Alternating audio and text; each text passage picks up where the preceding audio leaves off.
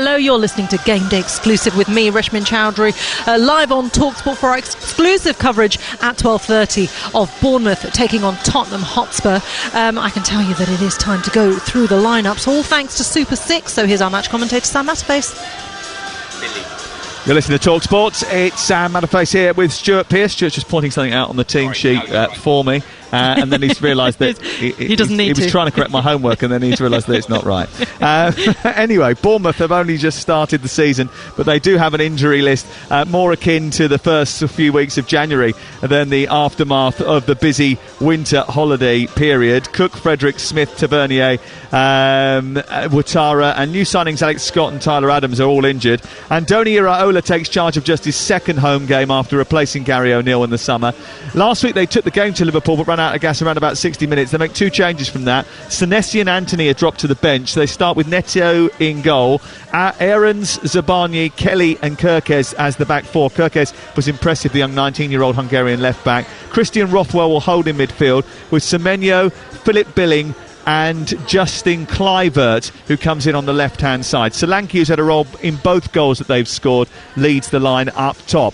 James Maddison does start for Spurs despite leaving the Tottenham Hotspur Stadium in a protective boot.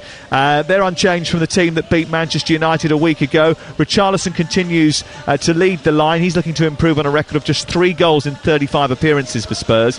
Life without Kane was never going to be easy. Vicario is the goalkeeper. Porro, Romero, Van de Ven and Udogie as the back four. Sarr and Basuma, the two holders, with Maddison just a little bit further on. Kulusevski on the right, Son on the left and Richarlison through the middle. Those lineups were brought to you by Super 6. Simply download the app Super 6, get your entries in before 3 p.m. today and you could become a millionaire without spending a penny. 18 plus, terms and conditions apply. Let's take a look at the away side first, Stuart Pearce. Spurs unchanged, as we were saying at the top. Good news for Spurs is that Maddison is fit. He played a part in both of the goals at Brentford, didn't he, in their opening game, so he's definitely key to Tottenham Hotspur. But the midfield three behind him, especially, Yves Basuma, Pepe Sarr, is that finally Spurs finding that right balance in midfield? Because they were very solid, weren't they, last weekend? Well, I think when you look at the front four in front of them, whenever we've played against, and when I say we at West Ham played against Tottenham, or you look at Tottenham's lineup, the front four have all got goals in them. When Kane was in and around the situation, he could set things up and play balls through, and they're a real threat. And it was behind that you thought, if they keep it solid, and I talk about the anchoring of the midfield when I talk about that, it's so important. Now, once again, you look at a Tottenham lineup, Kane's gone to supply the passes, but Maddison, he's just as good at doing that type of thing, with Son's ability to run in behind, and Richarlison's as well. That's what I call him. I just make my own names up these days. But listen, the front four have got the ability to win a game on any given day. It's making sure that things are tight behind them. And more importantly, the shield in front of the back line's more important than the actual back line itself in keeping the ball out the net. Because they're the ones who dictate and can control the play, aren't they? Pedro Porro as well, he keeps his place. I mean, he struggled, didn't he, under Antonio Conte, and perhaps his style of play wasn't suited to the defensive style of Antonio Conte, but maybe under Ange he could really thrive? Well, you hope so. I mean, all that we're hearing coming out of Tottenham is so positive with this new manager. I met him when he first went to Celtic, actually. We went up there with West Ham and played a pre-season friendly at Celtic, and he come across as quite a humble man, and I quite enjoyed his company the short period of time I was with him. And everything coming out of Tottenham at the moment is very positive. Everything's nice and fresh, and the only thing that will perpetuate that and keep that going are results. Yeah, I mean, look, I think that it started quite well, hasn't it? They're unbeaten. They've won their first home game. The atmosphere was really good. The Tottenham fans I spoke to last night were very happy about what they saw last weekend. Me? Yeah. But I thought in the first half they could have conceded goals. So look, let's see what happens over. In fact, speaking to Ange yesterday, he said, look, it's a bit too early to get carried away. And you talked about Pedro Porro, and he actually name-checked him and said, let's not get too enthused about what we've seen after one game. He didn't start the first game. Emerson Royale did. He said he's a young player, he's 23 years of age, let's just see how it goes. And that's one of the things that you've got to take, I think, from the first few weeks of the season, not get too overexcited or too down too early. Yes, and it is a new process for Tottenham as well, under a new manager, as it is for Bournemouth, of course. And there's a man with a famous name making his first start for the Cherries as well, Justin Kluivert, the very famous father, of course, who we all know very well. How excited are you about his potential? Well, it is potential. It's a tough league to make your mark in, that is for sure. Makes me feel a bit old. I've played against his dad, you know, probably his grandfather and his great-grandmother even, you know, who knows. But listen, it's a big opportunity for him to come here and have the opportunity. What age is he now, Sam? He's 24. I was going to say potential. When we talk potential and young, 24... It's not quite potential age, you're coming into your prime now. You should be. Exactly. So he was potential at 17 when he was on the bench for Ajax against Manchester United in the 2017 Europa League final. But look, he went off. Great deal. He went off to Roma very early. I think sort of about 17 million quid when he was only 19 years of age. He only made 68 appearances for Roma in all competitions, but he spent the last 3 seasons doing the rounds at Leipzig, at Nice and at Valencia. He got 8 goals for Valencia last season. Interestingly, including a goal in a game against Andoni Iraola. So I wonder whether or not Iraola spotted him last year in Spain and thought, this is a player I can work with. Because it's interesting that obviously last season he came up against him a couple of times and now he's in the Bournemouth ranks. I think with a name like his and obviously his father and all that game, you know, straight away your eyes are drawn to the team sheet with that name on it, and sometimes that's quite unfair for young players that are coming through. The expectation is that much higher, if you like.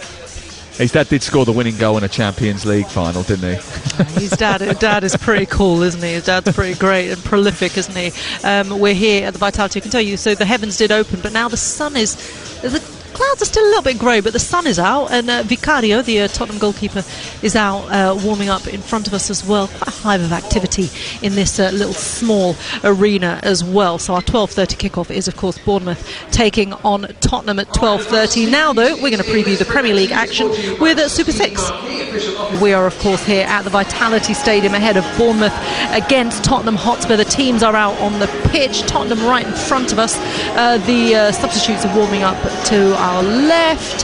The first teamers are doing a few running drills at the moment. I'm trying to see Ange. I can see Mile Jedinak. Can you see Ange Postecoglou? Am I just not looking right? Or is it just my he was out earlier, wasn't he? He was out here earlier. He probably had a look at the pitch. A lot of managers don't bother going out for the warm-up. They leave that to the players, to the coaching staff. Yeah, indeed. Okay, and Bournemouth at the home side warming up to our left as well. Big game coming up at 12:30 live for you. So we're just a half an hour away from kickoff at Vitality at 12:30, live and exclusive on Talksport. This is Game Day exclusive on Talksport with Now. Don't forget that with Now you can stream the Premier League where every match matters live for £26 a month for 12 months, no contract. Offer ends 3rd of September. Search Now Sports. Good afternoon, this is Game Day on Talksport. I'm Reshmin Chowdhury and we are just under half an hour away from kickoff at the Vitality. It is Bournemouth against Spurs. Let's get a recap of the lineups, shall we? All thanks to Super 6. Here's our match commentator, Sam Matterface. Yeah, it's 2 changes for Bournemouth with Senesi and Jayden Anthony replaced by Lloyd Kelly and Kluivert. Spurs are unchanged from the side that beat Manchester United. James Maddison is fit for them. So Neto is the goalkeeper for Bournemouth. Aaron, Zabarnyi, Kelly and Kirkes. Christie, Billing and Rothwell. Kluivert, Solanke and Semenyo in attack. For Tottenham, Guillermo Vicario is the goalkeeper. Pedro Porro, Romero, Van de Ven and Doggy are the back 4. And then it's Sarr and Bissouma with Maddison in the 10, Kulusevski and Son flanking Richarlison in attack. Those lineups were brought to you by Super 6. Simply download the app Super 6, get your entries in before 3 p.m. today and you can become a millionaire without spending a penny. 18 plus, terms and conditions apply.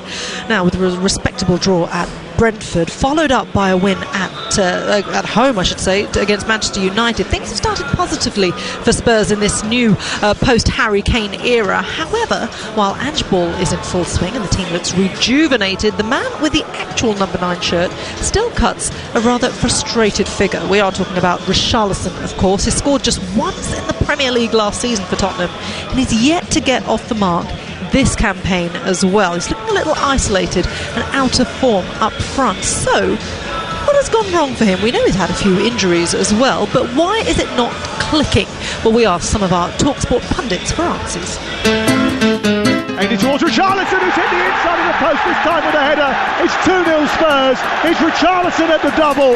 Gabby Agbonlahor here. Richarlison, for me, needs to be more of a poacher in goal. When he gets put through or he's around the box and crosses are coming in, he's on his heels a bit. Reminds me of myself, to be honest, in the box. But I don't think he's got that natural instinct that he needs, and he has to work on that. Otherwise, the goals won't come. Richarlison rises high, plants a header into the net. Hi, I'm Danny Murphy, former Liverpool midfielder. Richarlison, some people jumping on the bandwagon too quickly on writing him off. This is a guy who's got a bit about him. Brazil number 9, you're getting the first team at Brazil. Everton, he got double figures, I think 3, maybe 4 seasons in a relegation battling team. He's got more about him than Tottenham fans have seen yet, and I wouldn't write him off just yet. And he's never going to score with the goals Kane scores. Nobody is. Yep. So just stick with Ange and stick with the team and just try and enjoy it. Here's Højbjerg around the corner to Richarlison into the area, and he gets into the box into a shooting position, and instead of striking towards goal, he went to square it. He's lucky to even have started for Spurs because they've got no one else. Get someone else available and he's not starting in that team. Spurs are a lot better than what I thought they'd be. They look well coached, well organised, but they have to bring someone in because Richarlison can't be your only striker. This particular player, Richarlison, he's kind of hit and miss. Some of his stuff he can do, technically, is amazing. And he can lift it over a centre-half's head. He can score a goal from a ridiculous angle. Richarlison overhead kick! What a goal! One of the greatest in World Cup history! But I just think, if you're going to be the striker at Spurs, you need to do so much more than that. And you've had Harry Kane doing it at an exceptional level and with the work rate that goes with it. And Richarlison, I don't think can do that. I really don't. And I think his best position might be on the side. That might be better for him.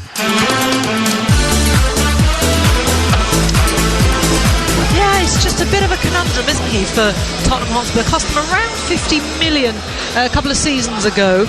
Last season he scored 1 Premier League goal, 2 in the Champions League. He has had injuries as well. He said himself, using a 4-letter expletive, that his season had been very bad last season. Antonio Conte agreed with him, but he did say that, well, look, with everything that's been going on with him, that's why. But when is he going to grab the ball by the horns and actually, take charge and produce in that number 9 shirt? Now, we know he can't replace the goals of Harry Kane. Harry Kane scored almost half of Tottenham's goals last season. No one's saying that you've got to be that player.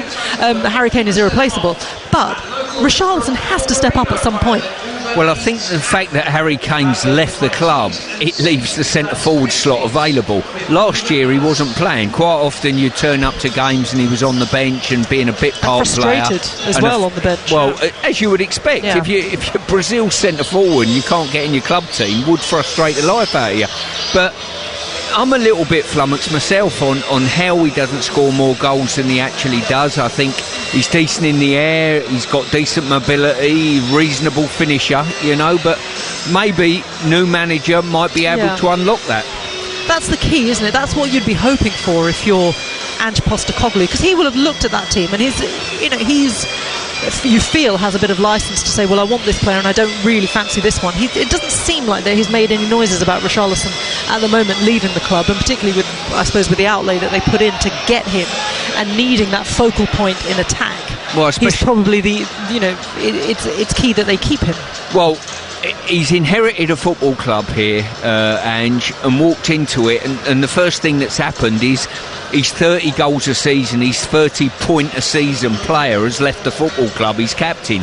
So you're going to have to do everything you possibly can to hang on to all the players who you think can replicate those goals. What do you think, Sam? I mean, is it his positioning? Is this where it works for him in this Spurs side as well? He's got the supply potentially of Maddison, who's pinpoint. He's got Kulusevski and Son flanking him either side. Is this where you think he's frustrated enough to be able to say, look, this is where I'm going to shine? I think in terms of his performances over the last year, he was sometimes a little bit unlucky. He wasn't in the game all the time. He was playing second fiddle to one of the best players the Premier League has ever seen. So I can understand why it didn't kick on for him last year. I think it's still a very disappointing campaign to only register 3 goals. He was brilliant that night. He scored twice against Marseille. Yeah, I was there. In the Champions League. He was great. But that just never happened again for him over the course of the season. I think he's a very different player to Harry Kane, and I think this team will take a little while to get used to playing to his strengths rather than Kane's. But there's something in there, because he scores goals for Brazil, and if you can score goals for Brazil, then you can score goals for Tottenham Hotspur. I think with James Maddison, there will be an element of creativity that they didn't have last season, a different dynamic in the team. Yeah. They're going to score a lot of goals from set pieces. If you look at the goals they've scored so far, 2 goals from defenders, 1 from a defensive midfield player, and the other one was an own goal. So none of the forwards have scored yet. So let's see what happens. Let's see what happens. I mean, this is the player who was shortlisted for a FIFA Puskás Award for his incredible overhead kick, which actually that was the first match I went to see out in Qatar, and I was on exactly that side when Richarlison scored that goal. I thought, here we go, this is the moment. What are his characteristics, Stuart, that you think have sort of let him down up until now, but what do you think is good in him that you think Spurs can work with, and Postecoglou can exploit and make better? I think Gabby made a reasonable point. He probably lacks that poacher's instinct in and around the box to get the tap-ins and stuff like that. I associate him more in getting a more spectacular goal than I do just being sort of anticipating where things are dropping in and around the 6-yard box. And in the main, that's where the goals are scored, in that second 6-yard box, if you like, from penalty spot inwards. That's the area you've got to be sharp between your ears, and maybe that's what he's got to improve on. Okay, interesting. Well, he'll have time to improve on that today. We're at the Vitality Stadium. He is taking that centre-forward role. He is in the number 9, of course, with Kulusevski and Son flanking him either side. James Maddison as well with the supply. And they have the test today, don't they, at the Vitality Stadium. The teams are still out here warming up in the coolish weather here on the south coast. It's really taken a turn. I feel like we've seen 4 seasons in one day here at Bournemouth. Currently raining. Stuart Pearce, I said, has got his hoodie on. I've got my jacket on. Sam still, he's well hard, isn't it? I'm braving it. Braving it. I have turned around 3 times and look, where is my jacket? Where's my jacket? I think Izzy's mentioned that his colour scheme might not be working, so he's gone through. He's not gone for the fashion thing. He's gone for the tough it out. Yeah, if I get my gilet out and it don't match my colour scheme. Well, apparently the gilet matched the colour scheme, but he didn't bring it with him, so he has so he's wearing a light blue t-shirt and a dark blue jacket that might not really work. You two are boring with everyone. The look that he's going. You're boring everyone. Really? Yeah, stop bullying me. You're boring everyone. Bullying? Ooh! Pot! Kettle! Just in case you didn't realise, going back to the package that we heard earlier about Richarlison, who, by the way, is one of the players heading back into the tunnel right now. The last voice you heard on that package was Alan Pardew. He is back tomorrow from 6:30 on Talksport. He'll be taking your calls alongside Jason Cundy, so make sure you tune in for that one. Here at the Vitality Stadium, though, Son has just gone in, Bissouma has just gone in, Pedro Porro has just gone in. Bournemouth are still on the pitch doing their drills, but kickoff is not too far away here. This is Game Day exclusive on Talksport. We are here at the Vitality for Bournemouth against Tottenham. Kickoff is next.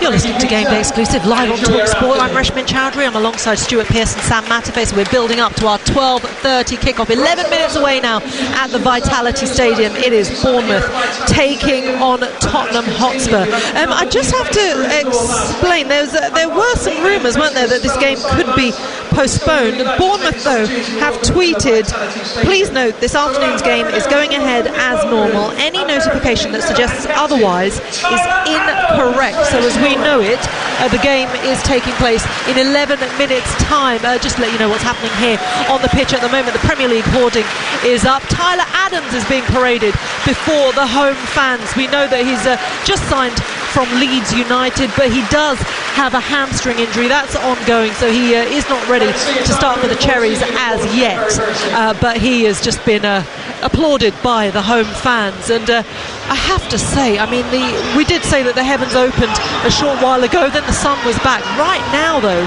it is it's actually incredible. I feel like we might be in the winter months. We've got the TNT crew who are pitchside, and you can see the rain is hammering down so heavily that it's just dripping off the table that they have pitchside as well. They're all making their way off now under huge umbrellas, and rightly so. The poor kids who are sort of flanking that Premier League hoarding, waving the AFCB flags, are just standing there in the rain. There's nothing more they can do, can they? Very strange scenario on an August bank holiday weekend here by the seaside. It certainly doesn't feel like it's Stuart Pearce, but we do have a game on our hands. It is, as we are hearing, going to be starting on time after seeing a couple of late starts in the Premier League so far already. No such delays expected today. Hey Jude, you may be able to hear that booming in the background as well here at the Vitality Stadium. Look, there's no denying this is a big game for both sides. We're only 3 games in for each side, but Bournemouth yet to register a victory. Tottenham Hotspur have got 1 win and a draw under their belts as well. They're going to want to progress under the famous Ange ball as well. In terms of tactics, how do you think this is going to work? Because you've got 2 sides who play on the front foot, but surely when they do that, you feel that the back line will always be exposed. Who's got the stronger back line? Well, looking at both teams tactically, I think Bournemouth being the home team, they'll have to get on the front foot. It's the way the manager wants to play, and they'll have to do that. I think that will suit Tottenham down to the ground. I think Tottenham are a good counter-attack side with their front 4, and I think tactically that will suit Tottenham probably more so than Bournemouth, personally. From a defensive point of view, I would say probably Spurs slightly better, but I don't think there's a great deal in it, to be fair. I think both front lines can hurt their respective defences. Tottenham conceded 15 goals in their last 5 away Premier League games.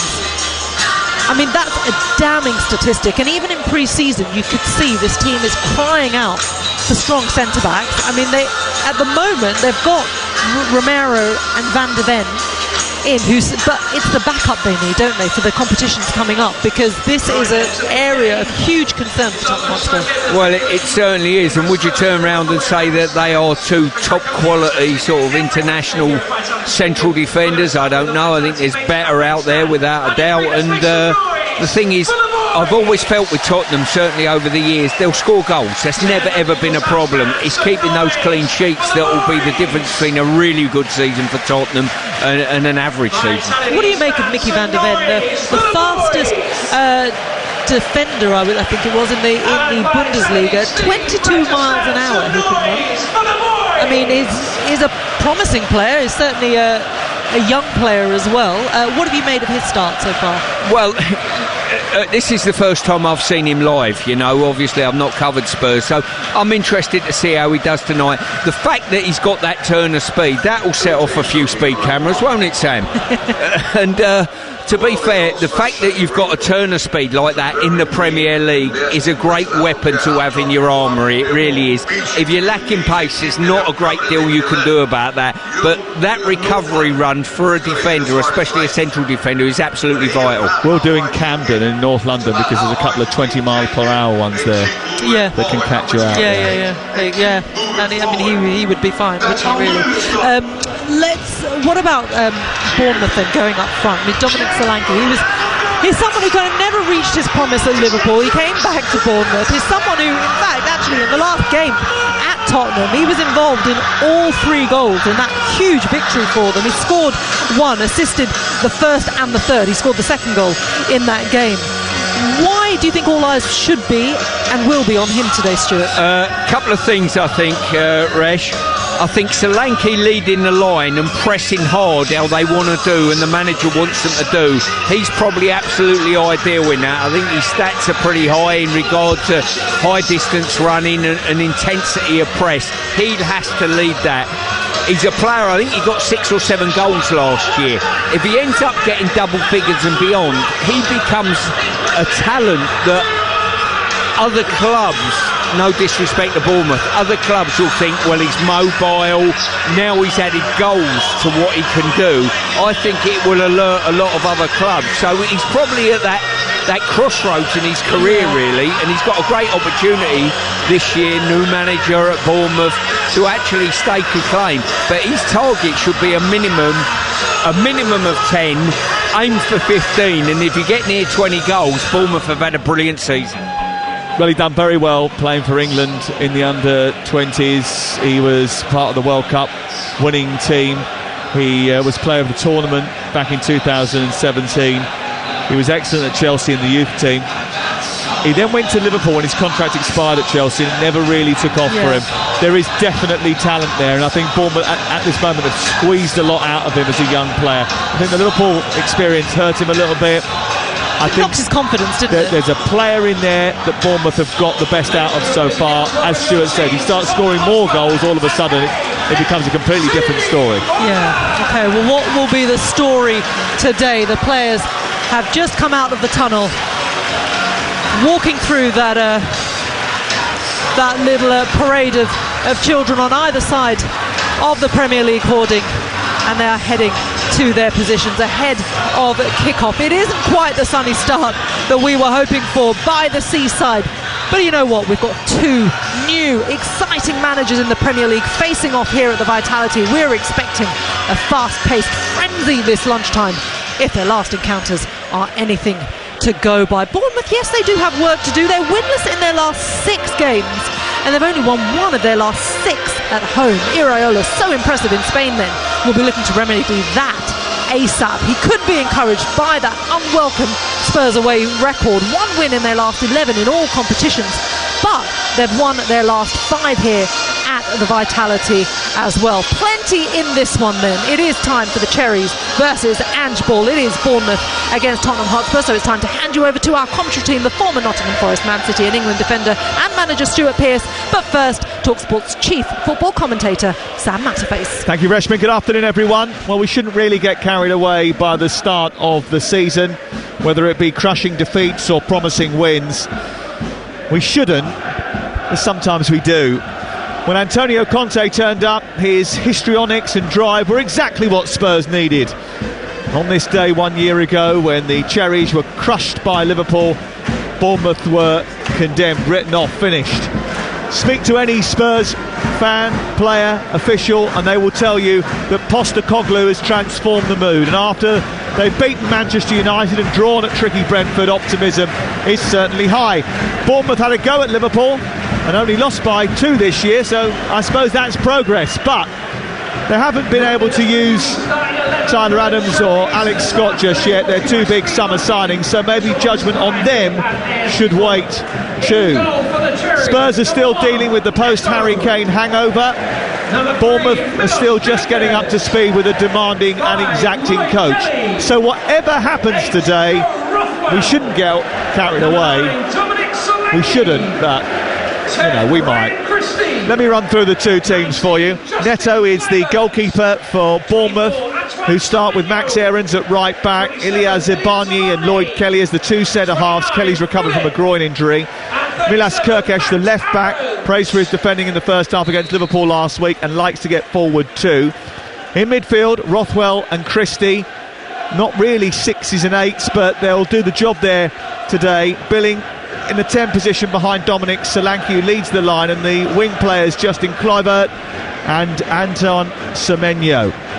For Tottenham Hotspur, Guillermo Vicario is the goalkeeper, the right back is Pedro Porro, then Christian Romero and Mickey van der Ven are the 2 centre-halves, with Destiny Udogie who's the left back. He joined a year ago from Udinese but stayed there until this summer.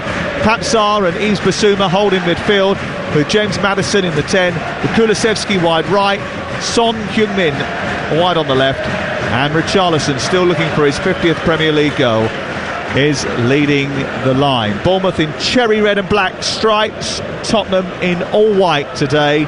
Tottenham will shoot from right to left. Bournemouth, who are going through quite a considerable huddle away to our left-hand side, shooting from left to right. We're live at the Vitality Stadium, which holds 11,307. There is around about 1,100 Tottenham fans over on the far side, opposite us, in the corner away to our right. Referee's Tim Robinson taking charge of just his 4th ever Premier League match and 1st of the season. Later on Talksport, Manchester United take on Forest in the Premier League from 3. Tomorrow, 3 games featured on the Sunday session from 1:30, including Newcastle against Liverpool. And next Tuesday and Wednesday, we're everywhere from the second round of the Carabao Cup. But first, we're at the Vitality Stadium, Bournemouth against Spurs, live and exclusive to national radio. It's only on Talksport. And the former England captain and coach and former Nottingham Forest defender Stuart Pearce is alongside us. These two played out 2 5-goal thrillers last season. Are you expecting more goals today? I think I am, to be honest with you. I think there's enough attacking intent in both teams, certainly, to call things open. And it's probably, normally August time, you're expecting sweltering hot, slow tempo potentially, but my goodness me, Sam, it's absolutely perfect to slip the ball around, isn't it? A nice sheen on the pitch, nice cool day, so it wouldn't surprise me. And a good pressing press. high up and trying to win the ball inside the 18-yard boxes. They look to try and play out Tottenham Hotspur. We expected exactly this.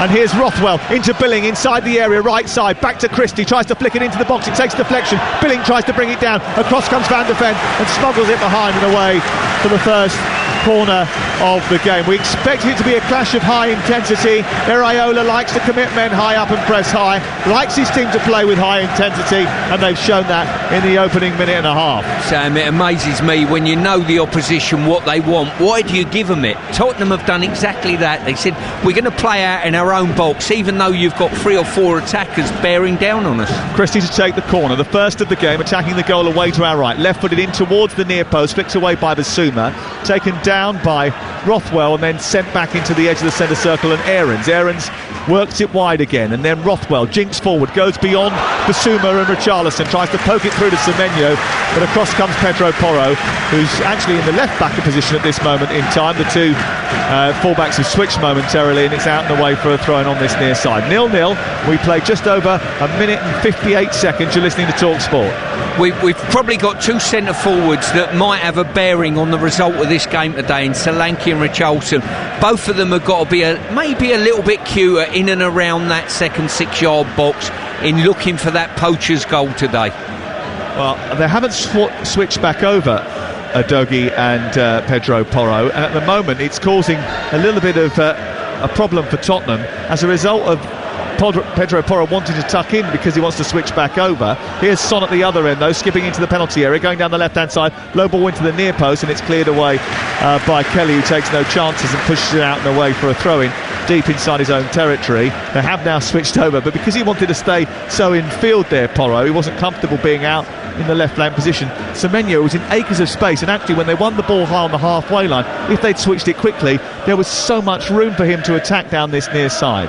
Didn't work out like that, and Tottenham are on the attack again, and Bissouma's trying to get round the back after a flick from Richarlison. Neto comes out, collects on the edge of his 6-yard box. Bournemouth have it. We've had a breathless start to the game, and we've only had 2 and a bit minutes on Talksport. Bournemouth 0, Tottenham 0. Well, we talked about whether there'd be goals in this game. Already in 2 and a bit minutes we've had 2 or 3 entries at both ends into the 18-yard box and a corner. Semenyo picking it up from Solanke. Solanke gets the return ball down the right side. He was just off the pace there, Solanke. He knows it. It was played into the right corner of the field. He went chasing it, and he just hesitated slightly before doing so, and Van der Ven was allowed to come across and clear. Out for a throw-in, level with the edge of the Tottenham penalty area. Bournemouth on the attack, and moving down at pace is Rothwell, diving in to win a tackle, sliding across the greasy surface. Here's Yves Bissouma, who pokes it out for a throw-in midway between the edge of the 18-yard box and the byline, with Bournemouth on the attack on the right side. with the numbers Bournemouth are getting forward into the final third at the moment, it's going to be important that holding midfield shield for Tottenham is in place. Bazuma was certainly then. They're trying to counter-attack now, Tottenham, but Billing has come back and won a very good tackle. Brilliant slide from the side into the path of Richarlison to deny him a run on the Bournemouth half of the field. Excellent work by Bournemouth in recovering the ball. It's forward towards Solanke again inside the area. He gets a little nudge from Romero, goes down. There's a half-hearted appeal from Solanke and the Bournemouth support. A glance at the linesman, Tim Robinson says play on, and we do just that. Yeah, just a little bit too much pace on the ball there for Solanke to get on the end of. Again, the high press is on from Bournemouth, trying to force an error, as they did so often last week at Anfield, where they caused chaos in the opening few minutes of the game, especially with Trent Alexander-Arnold. Maddison is inside his 18-yard box dribbling with the ball, and Rothwell is putting the press on. They come wide to the left. Christie is there to put pressure on the central defender. Adogi is fouled by Semenyo on this near side, and the free kick is given, but they're not comfortable when Bournemouth put that press on, and we knew that they were going to do that, especially bearing in mind his reputation at Rayo Vallecano last season. Adogi suggesting that there was a little bit more to that from Semenyo than initially was reported. He's gone down. But the truth is that in the big five European leagues last season, only Bayern Munich forced more high turnovers that produced a shot than Iraola's Rayo Vallecano last season. So that was an indication of the style that he was going to bring to the Premier League. Well, and Tottenham are fuelling that, and they're giving him encouragement by playing short passes in and around their back line. I understand they want to do that, that's their philosophy, but there's a fine line between encouraging it and gambling a little bit and actually being good at playing out. That was a really late challenge by Ryan Christie on Yves Bissouma. Referee said play on because they still had the ball. Christie and Bissouma still tussling down this left-hand side. I think he might come back and book Christie for that challenge, because it was very late and quite high. Ball played out towards this left-hand side, collected by Maddison, who's still deep inside his own half. Semenyo engages. Maddison's turning round to Richarlison and saying there's a massive space in the middle of the park which I'd vacated to pick the ball up. Someone's got to fill it. Here's Maddison picking it up from Sarr into the edge of the penalty area. Ball with the outside of his boot, trying to curl it into the left channel. It goes out of play on this near side, and it's away for a throw-in. 0-0, and we've played just over 6.5 minutes. You're listening to Talksport live at the Vitality Stadium. Another foul, this time on Kluivert on this near side, and it goes out for a throw-in. Andoni Iraola in the technical area, just giving the ball back to Max Aarons, who'll take the free kick from this wide right position. Bournemouth fans away to our right-hand side, banging the drum and making a little bit of noise to try and encourage their team. They're setting the tempo at the moment, though, Bournemouth, as they elevate the ball forward, and Pedro Porro allows it to bounce over his head. It's being chased by Kluivert, but it's picked up by Vicario, who was picked up from Empoli for £20 million in the summer. Hugo Lloris is still on the books, by the way. He's just not included in any way, shape or form. Fraser Forster is the reserve goalkeeper, and Postecoglou suggesting that Lloris will definitely move on between now and the closing of the transfer window on the 1st of September. And we'll keep you updated with that between now and then. Talksport, the place to be for transfers, that's for sure. Yeah, I think looking at Bournemouth here, Bournemouth have decided that Van der Ven's going to be the Tottenham defender. They're happy to leave free and allow the ball to go to him, and then initiate the press accordingly from there. Kirkes chests the ball down on halfway. Applause from the Bournemouth fans for his skill as he takes it towards the left-hand side. Not a great ball across the face of his own half by Lloyd Kelly, which goes straight out of play on this near side and away for a throw. Only played 24 times last season, Lloyd Kelly. He was the captain of the club before February, and lost it to Neto. And Rothwell's committed another foul on this near side, and Tim Robinson just saying that's it now, that's your last one. And it's going to be a free kick to Tottenham just inside their own half. 0-0, Bournemouth 0, Tottenham 0, but it's been a really entertaining first few minutes of the game. Christie again diving in from behind on Basuma. Has to be a little bit careful.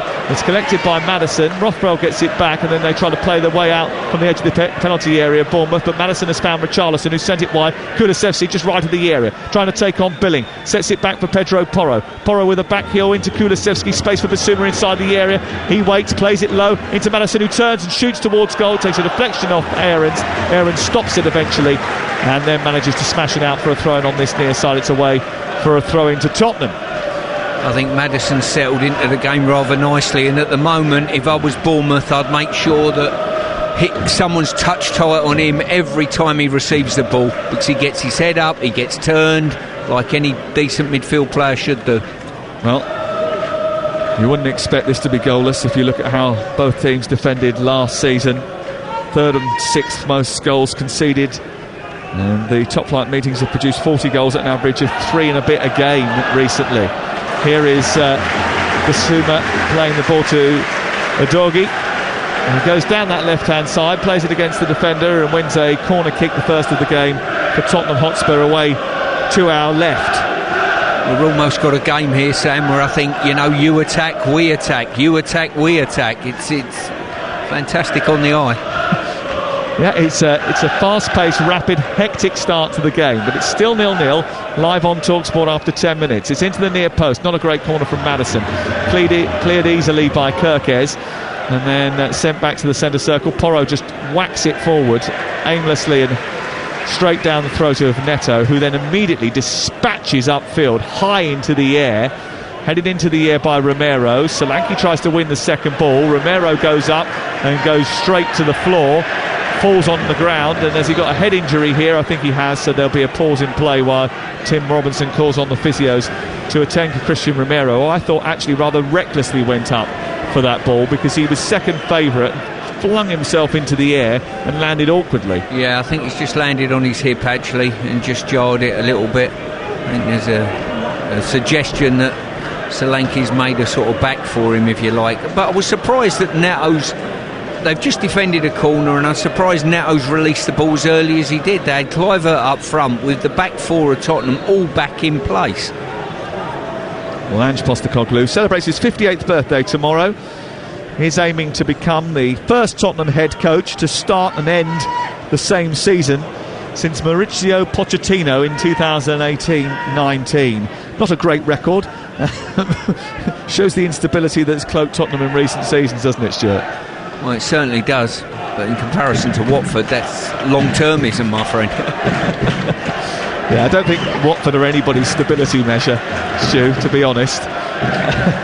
Here is Aarons into Christie. Lovely ball out towards the far side. They're attacking with 6 players here. Bournemouth. Out to the left is Cliver, who runs up to the edge of the penalty area. Kirkes has supported him. Plays it against Pedro Porro. Hits his shins, goes behind. Away for a corner. Excellent the way they've got so many bodies forward there, Bournemouth. Rapid attack, which was started by Christie's brilliant ball from right side to left and finding Cliver. Yeah, there's certainly I love the energy about this Bournemouth team, I really do. In fact, going back to the Eddie Howe times, whenever you brought teams here to take them on, they're really good, manipulated the ball really well, and certainly this team have got that trait about them. Here is the corner, far side. Kluivert to take it, drives the ball into the near post. Van de Ven manages to head the ball away. It falls to Aarons, who scoops it high into the afternoon sky which was grey and drizzly, and now is just being moved aside for a bright blue cobalt sky which is on the horizon and joining us as the afternoon progresses. Here in the right back position, Aarons tries to poke it into Semenyo, but it's dispossessed by Udogie, and he's joined from Udinese a year ago but stayed there to this summer on loan. He started both games so far and he's been quite a bright introduction. He likes to come from that left fullback position into an inside sort of left position, play as one of the midfield players. Udogie, it gives them extra player in the build-up and allows Maddison just to drop a little bit deeper. Yeah, Maddison, I'm looking at him. How much did he cost? 40 million? Yeah. I think he's an absolute steal at that for this team in what they want. Just seeing him manipulating the ball, getting on the ball, freeing himself up. and as soon as he gets it, he's looking to play that ball in behind that's going to hurt the opposition. And whether he plays it or not is irrelevant. He looks for it straight away, and that's a great trait. He is. He's a terrific player, isn't he? And he's got great personality. He got 2 assists on his debut. He's quite happily taken Kane's old number 10 shirt as well. No bother about whether or not it belonged to a legend. He's just happy to embrace it, and he's won the ball back high up here, and he's flicked it into Son, edge of the area, back to Maddison. He's one-on-one with the goalkeeper, draws it down to his left, saved by the foot of the goalkeeper, and then at the second attempt, as it bounced into the air off Richarlison, it is saved by Neto, and he was very lucky, Neto, not to concede there after his kick was intercepted by James Maddison in the first place. Well, I criticise Neto for launching a goal kick up front with 1 against 4 earlier, and he's done exactly the same. Really poor clearance, and Maddison nearly scored, and then from that resulting attack he's caught the ball and given it away straight away again. And he's the one with all the experience, but he did spill the ball when Szoboszlai hit one from distance, and Jota followed up last week.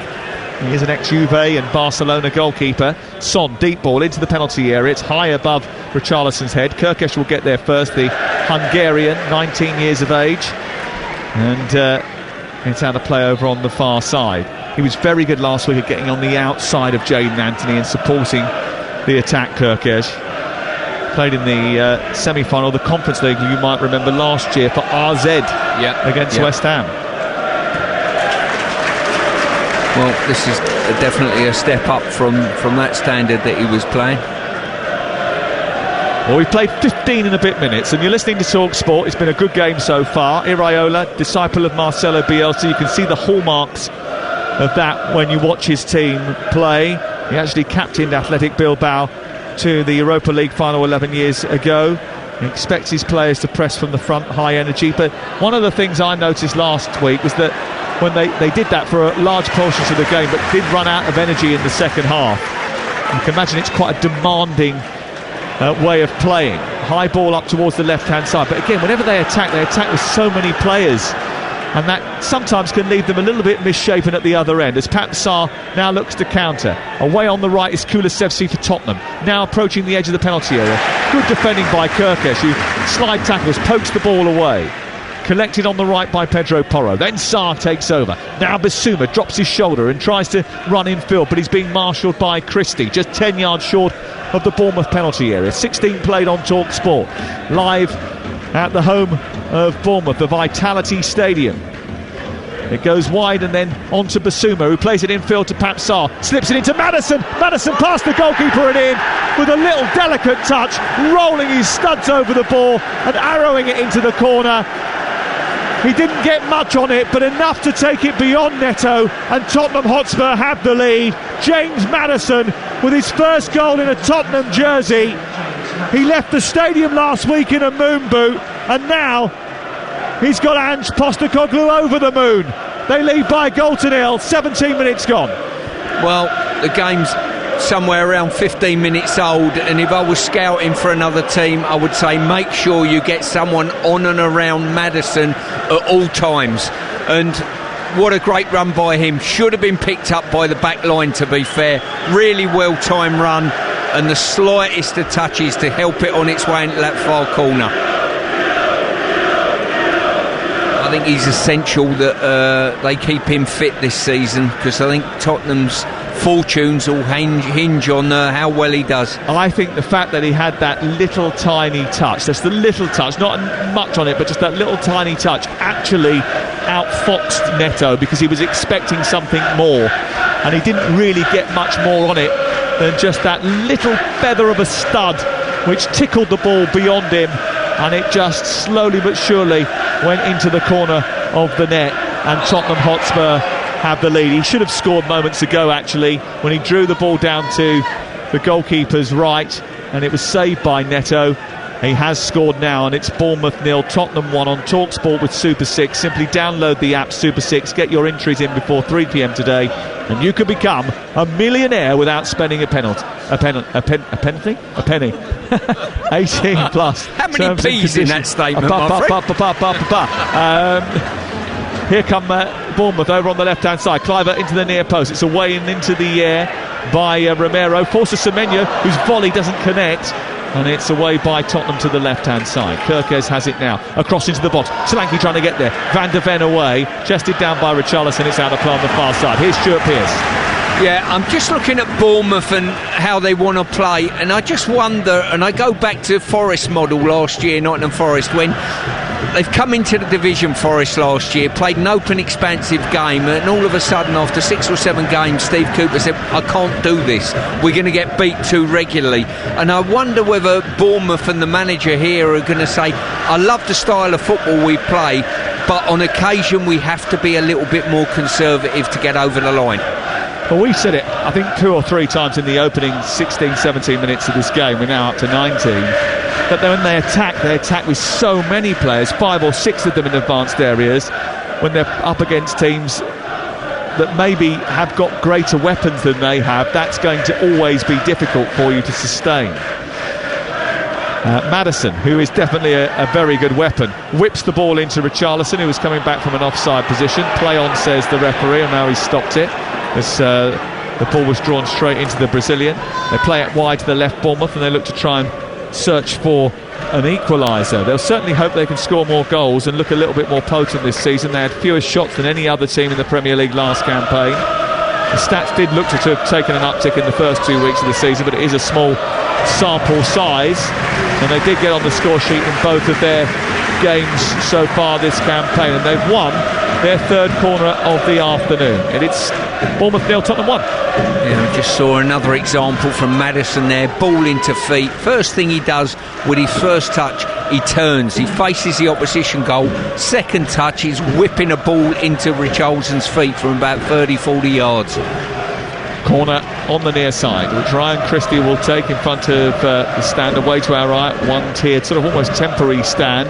It's whipped in left-footed high up into the air. It's headed down by the central defender Zibanejad. It falls to Kluivert, who's trying to turn, and it's blocked by Basuma, but I think there was a bit of pushing going on involving Billing and Kluivert, and as a result of that, Tim Robinson gives a free kick to Tottenham Hotspur inside their own penalty area. It remains 1-0 to Ange Postecoglou's Tottenham Hotspur, who have changed their style too. A team that were passive and would sit back last season, ranked 20th for high turnovers, an indication of a team that put on a high press. Over the first 2 weekends, they've jumped to 8th on that list, so they themselves are quite happy to commit more players forward to try and win the ball higher up, Stuart. Yeah, and I think the common misconception is these stats are out there just for the fans' own good. But I tell you what, when new managers come into clubs, they look at these stats, whether it be high intensity runs, whether it be distance covered, entries into the third, and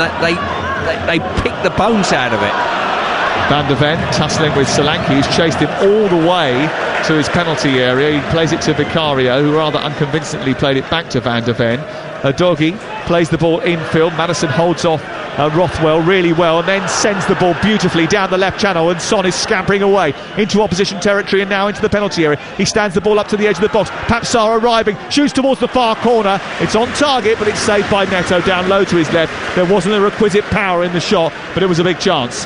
I'll tell you what Bournemouth didn't do there. They went, but with a seed of doubt in their mind on the press. And if you do that, you're going to get caught between two stools and have a big problem in a game like today against Tottenham, who we mentioned are arguably, well, I think their main strength is this counter-attack threat, especially with Maddison being in the lineup. Won the ball again, high inside opposition territory, and Papsar has sent it wide towards the right. Kulusevski, the Swede, jinks in, left-footed, tries to get a cross in. It deflects off a Bournemouth defender and bounces to Son, who's on the edge of the box, now left side. It's with Udogie, and then back to Van de Ven. Udogie again, down this near side, and then back to the halfway line, and they comfortably hand on to possession. Down the wide left, Udogie comes forward again and then overhits the ball, gives it straight to Aarons, and then Aarons, who won the European Under-21 Championships with England, nudges it out towards the near side, the Bournemouth right. It's a high-paced game, and it's a real game of chess, isn't it? Both teams taking risks and gambles, and at the moment those gambles paying off for Tottenham. Yeah, I think Spurs look as though they're the side with more cutting edge, though, Sam, you know, with Maddison in the ranks, that's certainly the case. And Bournemouth have got to make sure if they're committing to this press and this aggressive press, they've got to go full court on it. You cannot afford to even have one player that's not fully committed to it. Well, there's lots to do on the to-do list for Ange Postecoglou. Last week against United, you saw their deficiencies at the back in the first half of the game, and there was a couple of misses in front of goal as well. They weren't great in that first 45, and maybe a little bit fortunate to go on and win the game, but their second half performance was much better and certainly enthused the Tottenham Hotspur crowd, and I think they'll be enthused by what they've seen so far. They rode an early storm here from Bournemouth, and rather apt, I suppose, because of the weather. Things are now brightened up for Tottenham Hotspur. Here is Maddison, just short of the centre circle, plays it square and wide to the left, and Udogie. He gets it back to Van der Ven, and then it's Vicario, the Italian goalkeeper, who takes a touch, then left-footed drills it through the middle, and it's flick on by Richarlison, which runs through to Kulusevski. Kulusevski now 10 yards short of the penalty area, held up by Kelly, but goes on the outside, goes down the right towards the byline, produces a cross which takes deflection and cannons off Kelly and goes behind and away for a corner kick. It's good play that by Tottenham, through the middle, a little flick on, rather simple. Yeah, it was simple because the press was right for Bournemouth at the front. They pressed the goalkeeper hard, he had no out pass, so it was just a straight clearance. Once you do all the hard work at the front of the team, you've got to win the header on the halfway line. If you don't win that header, all of a sudden someone switches off, Tottenham are in behind you. Yeah, that's the second press, isn't it, that needs to go on straight after you've applied the first one, and I do think until they get that right in terms of that midfield blend, that isn't going to be perfect for Bournemouth. They're still waiting on a couple of players to get their full fitness as the corner comes in from Maddison into the near post. The header away is by Aarons, comes back to Sonner on the volley, strikes from about 20 yards at a diagonal angle, and it whizzes past the left hand upright and goes out for a goal kick away to our left hand side. But Tottenham Hotspur have been the most threatening of the two teams, and as a result they lead by a goal to nil live on Talksport. Yeah, the initial early euphoria from Bournemouth has waned slightly, and Tottenham look as though they're the team with the ascendancy. Big old day today on Talksport with Adrian Durham taking you round the grounds from 2:30. Manchester United against Nottingham Forest is live on this station from 3 o'clock. If you're going to a game today and you've turned us on your way, thank you very much for lending us your ears. We'll do our best to bring you all the team news from the 3 o'clock games as it drops in around about an hour's time. We've got the game day phone in on your way home as well with Jamie O'Hara and Gabby Agbonlahor, and Mark Goldbridge is on from 7:30 tonight. And that big fight tonight, Usyk against Dubois, live on Fight Night with Adam Catterall, Gareth A. Davis and Spencer Oliver, Andy Clark tonight as well. Ball into the box from Tottenham from the right hand side, which is driven in by Maddison, but it was too hefty for Son and goes behind and away for a goal kick away to our left hand side. This is Talksport. Yeah, neither a cross nor a shot really from Maddison there, and just too much pace on it out for a corner. Once again Bournemouth intense on the press, 1, 2, 3 players, and then the third one, when the ball was played beyond them, someone's not done their job in midfield, you know, and Tottenham get out. Here is Christie down the right for Semenyo, testing his pace against Udogie, who does very well to get in front of Semenyo. And Semenyo just turns to Christie and says, I need a little bit more accuracy than that. He got the opener against Liverpool, Semenyo.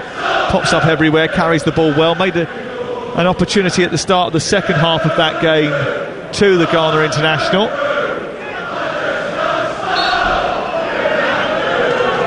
Left back is Udogie, and he's taking a throw for Tottenham. He launched it down the line, Maddison can't get there. Christie fighting for it down this right hand side with Basuma. Semenyo wins the ball. There wasn't too much in that, but they were pushing and pressing and trying to get around Basuma, who's gone down after a couple of quite hefty challenges on him now, but that wasn't one of them, I don't think. He just had two players from either side. It might have been the arm from Semenyo, actually. Yeah, I think there was some holding there, but they've got two players on Udogie right on the touchline. He's got nowhere to go. He's facing the touchline, facing his own goal. Don't give a foul away there.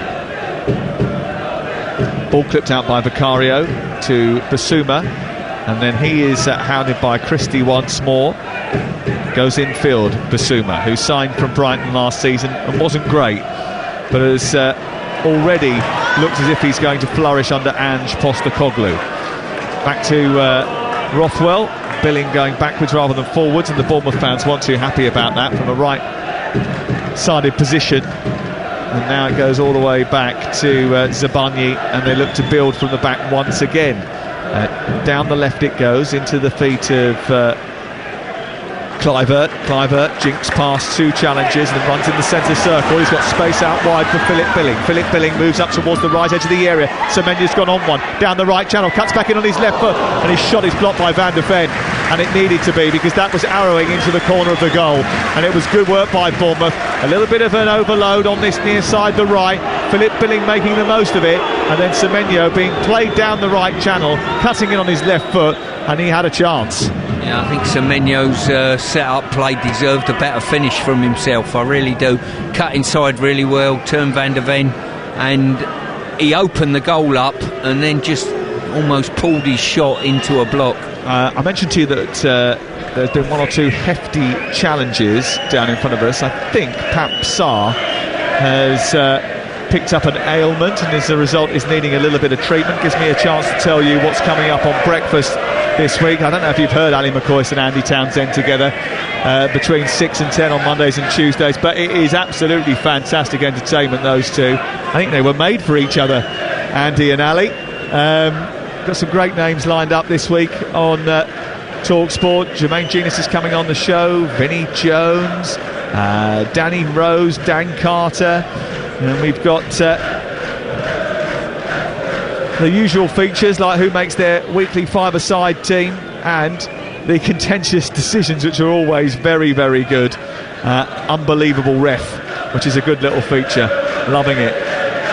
That's with Andy and Ali. And Andy and Ali, Monday and Tuesday, 6 till 10 on Talksport. And if you want music, then why not tune in to Virgin Radio, which you can get on the Virgin Radio app, because Chris Evans is back on breakfast 6:30 on Tuesday morning. I think it's on Tuesday morning because of the bank holiday, but certainly well worth a listen whenever in your car on doing the school run, which is about to come back soon, isn't it? The old school run.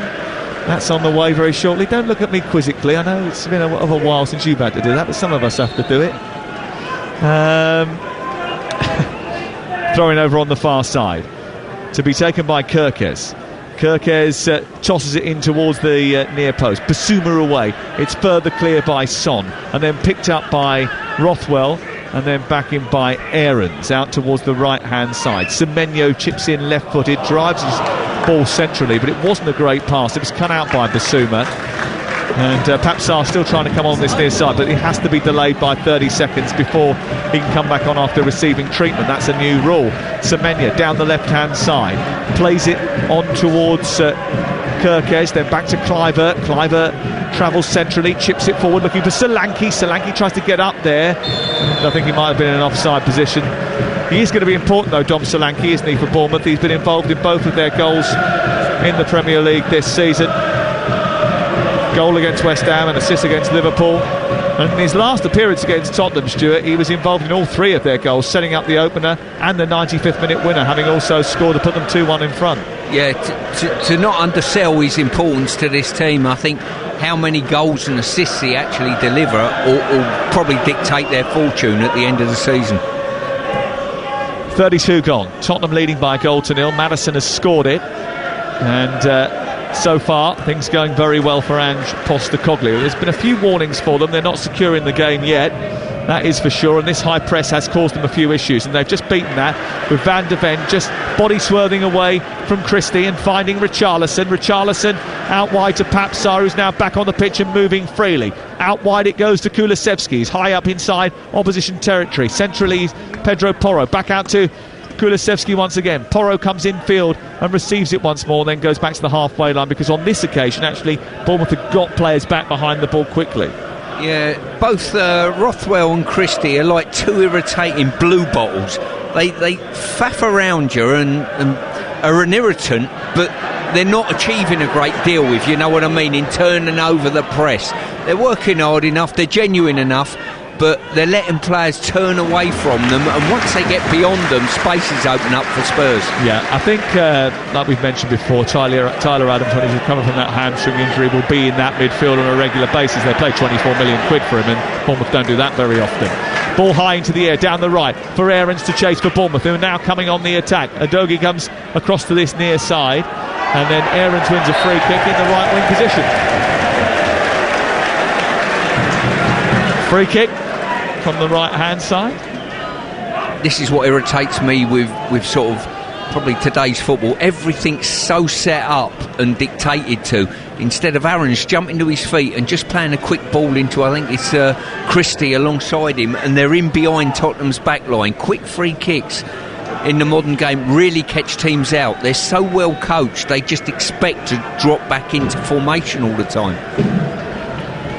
Free kick on this right side to be taken by Rothwell. Rothwell and Christie standing over it, so maybe it'll be Christie, a left-footer in-swinger or an out-swinger from Rothwell.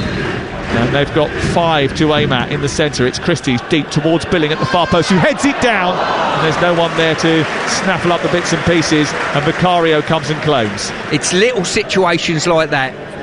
Wide free kick into the far side of the box. Billing heads it down straight into the goalie's hands.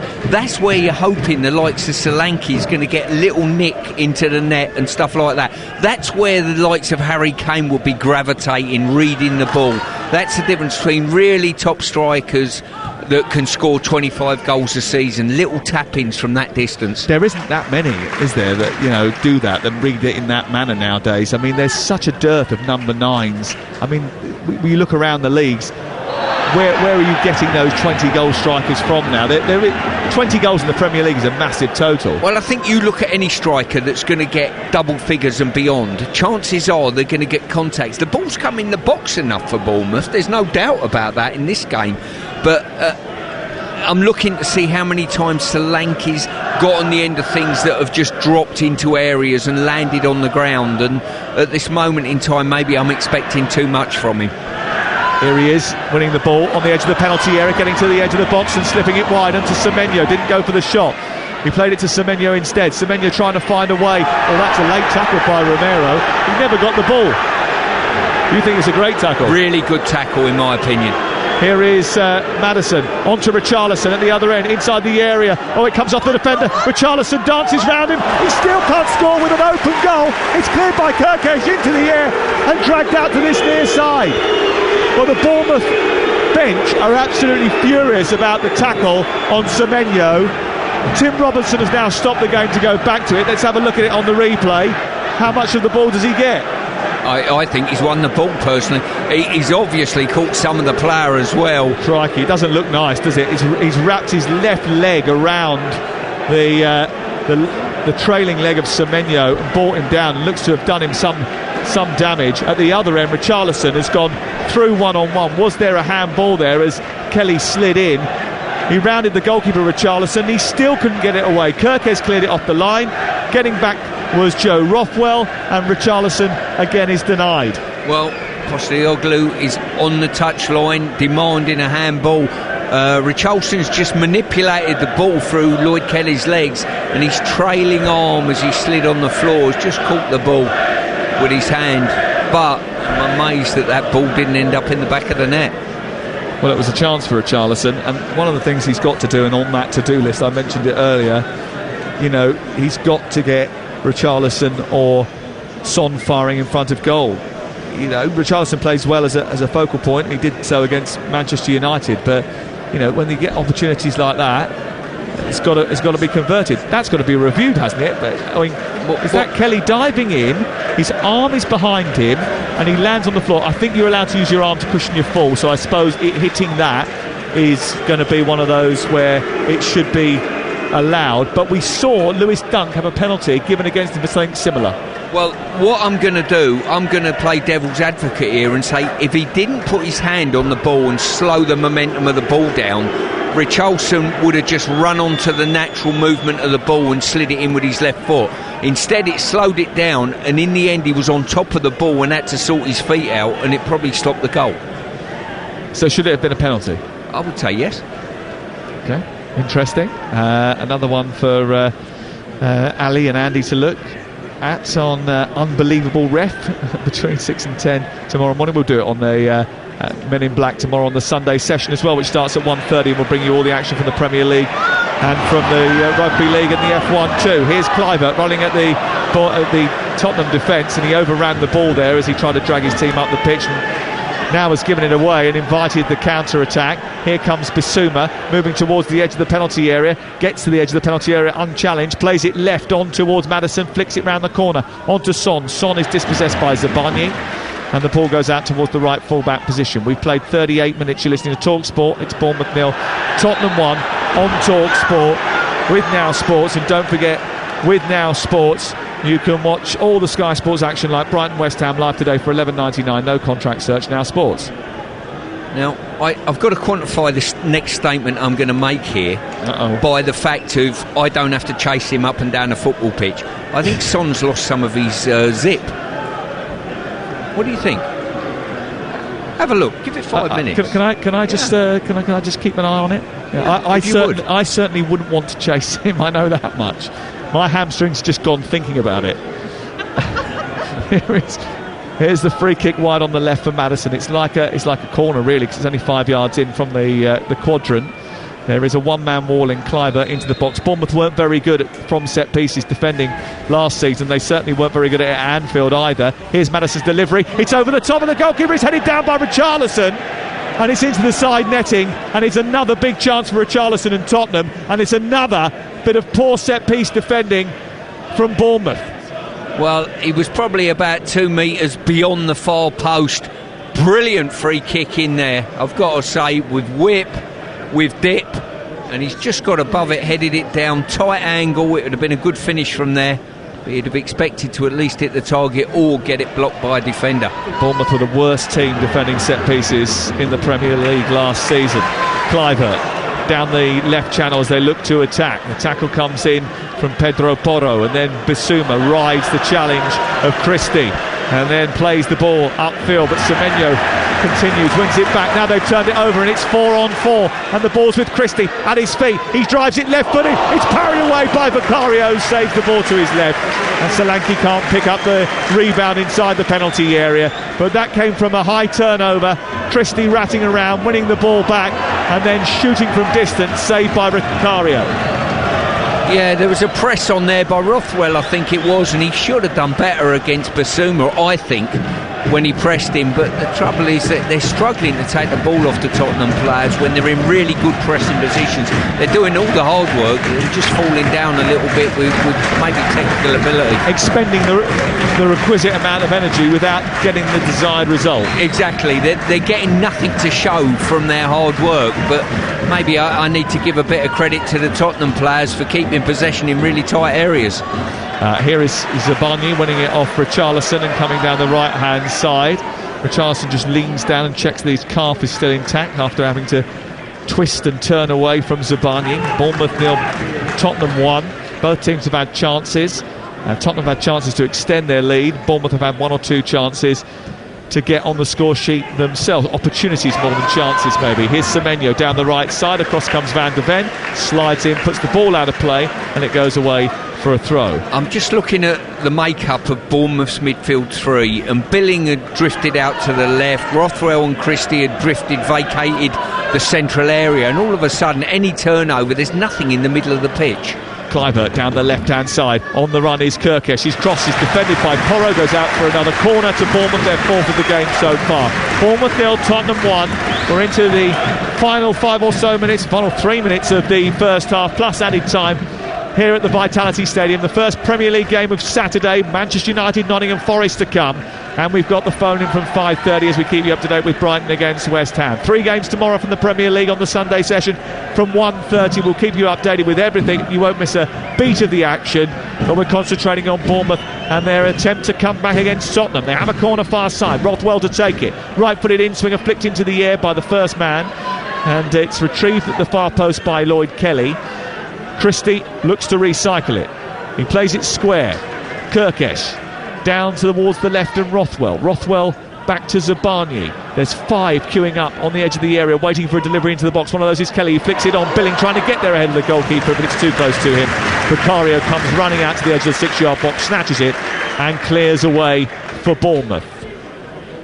Yeah, this half has just absolutely flown by. It's been an exciting game, certainly end-to-end football. Spurs certainly look like the team more likely to get a second, I would suspect.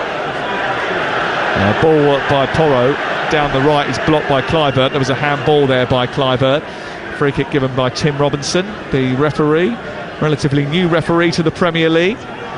A couple of big calls to make. That handball against Lloyd Kelly and the foul on Semenyo, which he allowed to continue. And Ange Postecoglou and Andoni Iraola both upset by his failure to intervene on those occasions.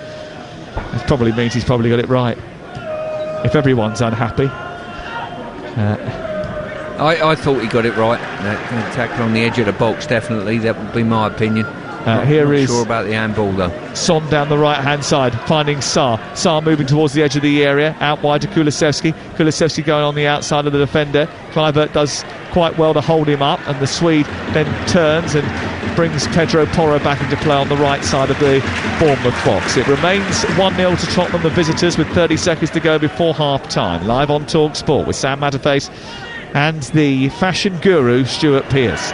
Here is James Maddison moving towards the edge of the area, trying to link with Pedro Porro, and he's overhit that ball, and Porro sliding in, can't reach it, goes behind and away for a goal kick. It's quite incredible, Sam, some of the drivel you hear on national radio and certainly that last statement from you, whilst there's a tinge of truth in it. Yeah, I mean, sarcastic truth. That's because you spent at least 10 minutes today deconstructing what I was wearing whilst wearing a pair of tight jeans and a grey hoodie, which, by the way, I'm going to guess you got for free.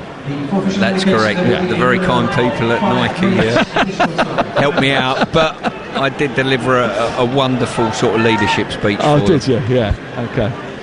Well, you did turn up looking like Dickie Bird this morning, you know. 5 minutes of added time at the end of the first 45. You're listening to Talk Sport, and the ball is on the right hand side. Pedro Porro sending it forward up to Yves Bissouma. Bissouma moving through the gears and then trying to release Richarlison, who's got a chance to try and dart down that right side. Kelly's come across, slid in. Did he get the ball? Not sure that he did, according to Tim Robinson. Him and his official over on the far side certainly have decided against allowing play to continue. They gave themselves a bit of time, and it's the first yellow card of the game, and it goes to Bournemouth's Lloyd Kelly. Yeah, certainly both officials took an eternity to make that decision that, from where I was stood, looked a definite foul. And I'm looking at the replay again, and he certainly got nowhere near the ball. A yellow card, the first of the game. Lloyd Kelly. And he could have been penalised for a handball earlier on in the day if the referee was consistent to what we saw at Brighton the other week in the game against Luton, but I think probably got the right decision on this occasion. We're into 5 minutes of added time, 90 seconds into that. The ball is on the right side with James Maddison, who's going to take the free kick. Again, you'd worry about Bournemouth from set pieces. They won't want to concede now just before half time after a bright start and Tottenham taking the lead. Here's Maddison's delivery into the centre of the 6-yard box, away by Billing, comes back to Bissouma, whose volley is high into the air, didn't catch it at all well, and then as it's caught by Neto, he then spilt it momentarily and cleared it away. Certainly great touch by Christie out of the sky. Lovely little Cruyff turn to get them on the front foot. Semenyo back to Christie. They haven't made the most of it. And Romero coming back from a deep lying position intervenes. It's turned over by Tottenham inside the middle of their own half, and they quickly run up the field of play. Maddison is in the centre. Kulusevski's trying to find him, can't do so. And Solanke's had to get back into the left full-back position to help out his defence. And now he's not in the forward position as Bournemouth charge up the pitch, but they've still got 4 players in the attack. Well, I'm really enjoying watching Bournemouth get on the front foot. Christie down the left into Semenyo. Semenyo into the left wing position. It was a little bit too hefty, and then there's Porro's challenge, which takes it out by the corner flags away for a throw. You were about to give us a big butt. I was. That expansive way of playing against sides like Tottenham, who are technically very good, will be very hurtful to them. They will feel, though, that they can get a goal against the team that conceded 63 goals last season in the Premier League, the most that Tottenham have ever conceded in a 38-game Premier League season. They've had chances. Kluivert trying to test Porro once again down that left-hand side, but not enough clear-cut chances, I think. They've just got into good positions and haven't managed to fashion a big opportunity. Billing might do that now, though, as he charges through down the left-hand side, bumps into Christian Romero, and the ball goes behind harmlessly. It's out for a goal kick, and I think Guillermo Vicario will take as much time as possible over this goal kick, because ultimately there's only 90 seconds left, and the last thing he wants to do is invite any more pressure. Yeah, and I'm looking at Angier. He would have gone in at half-time 1-0 up, the way things are looking, and probably reasonably confident that his Tottenham side can get another. It's interesting, isn't it, how we call managers by different things. Klopp is Klopp, Pep is Pep, and Ange is definitely Ange, isn't he? He's not Postecoglou. No, it's just easier to say, really. It's Ange, big Ange. Poch is Poch. Yeah, indeed. We're trying to give them one syllable, aren't we? Here is Zabarnyi. Try and cut that down by the end of this game.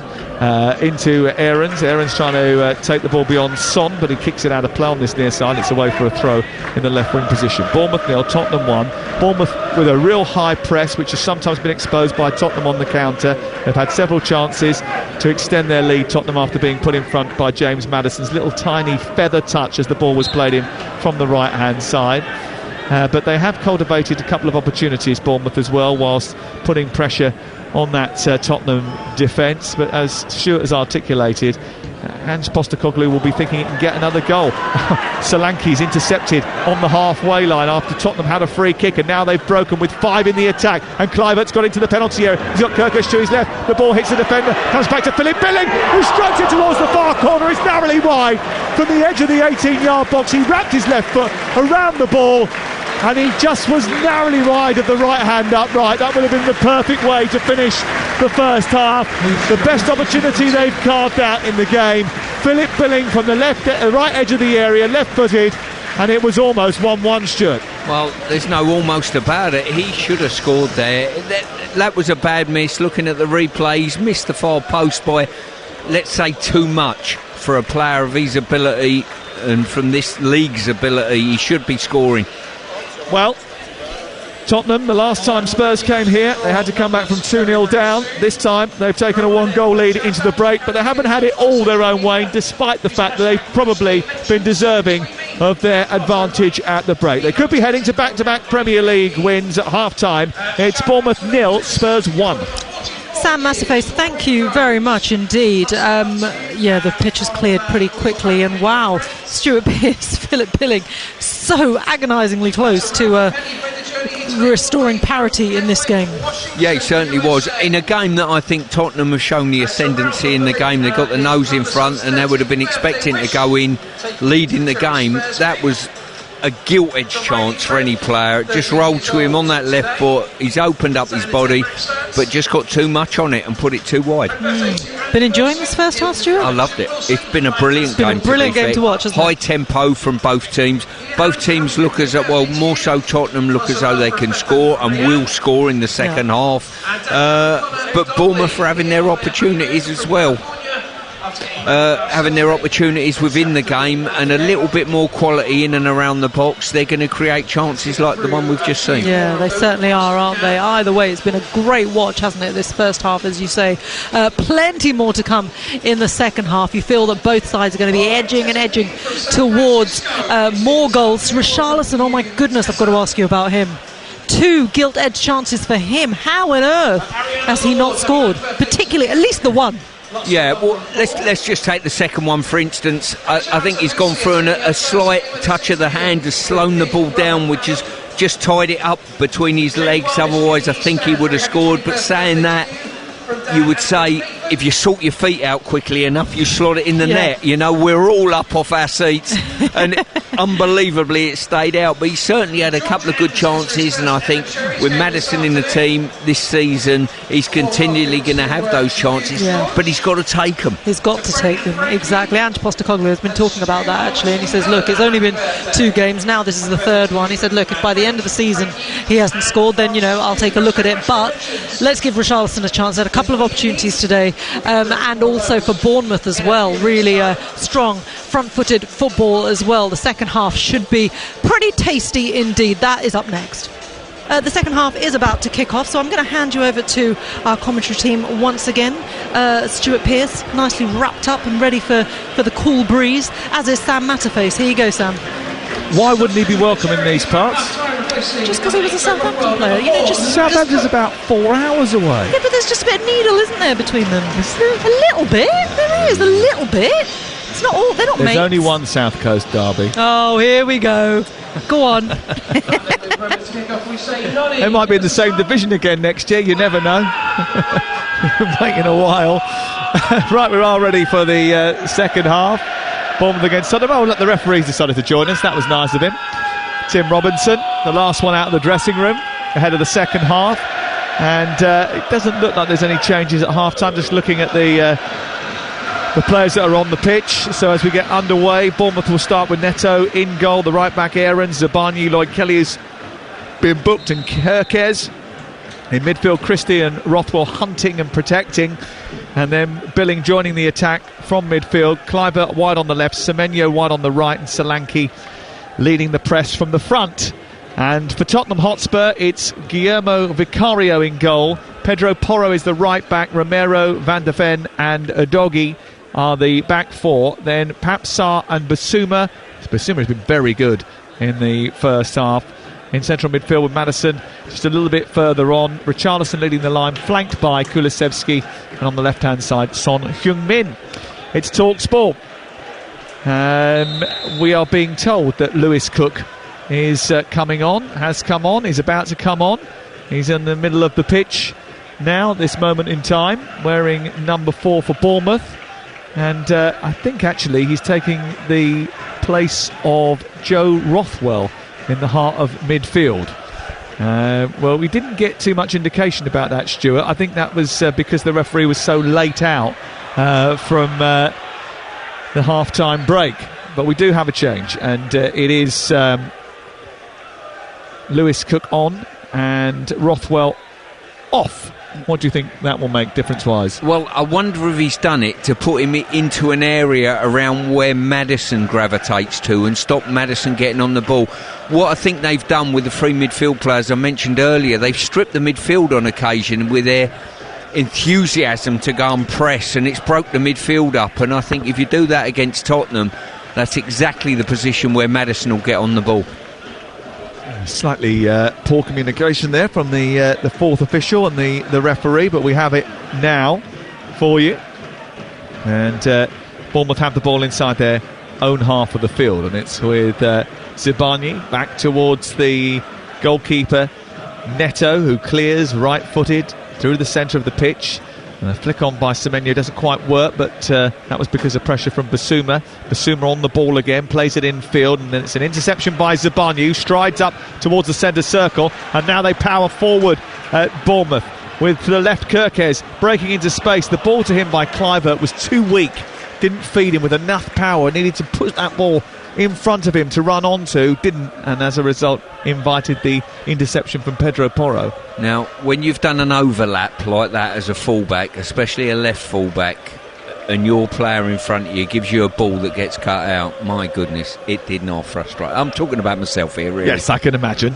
And wow. What was the response? Well, it didn't happen twice in a game, it's fair to say. You know, it's a long way back, because you've got to run another 100 yards back to defend your winger afterwards. Indeed. Talksport, and it's 1-0 to the visitors Tottenham Hotspur. Lewis Cook on at half-time, and a slightly deeper role in midfield for Bournemouth, who have won the ball again. Kelly with a great ball into Kluivert, better one out wide to Kerkez, whose delivery into the box wasn't great this time, but he's got a second bite at it. Kluivert's come towards the edge of the box. Kerkez got it back again, waiting for Kluivert to go down the left. He has to drive the ball into the centre. Semenyo's not going to get there on the edge of the penalty area. Just holds off Papsar and then shields it, plays it to Cook.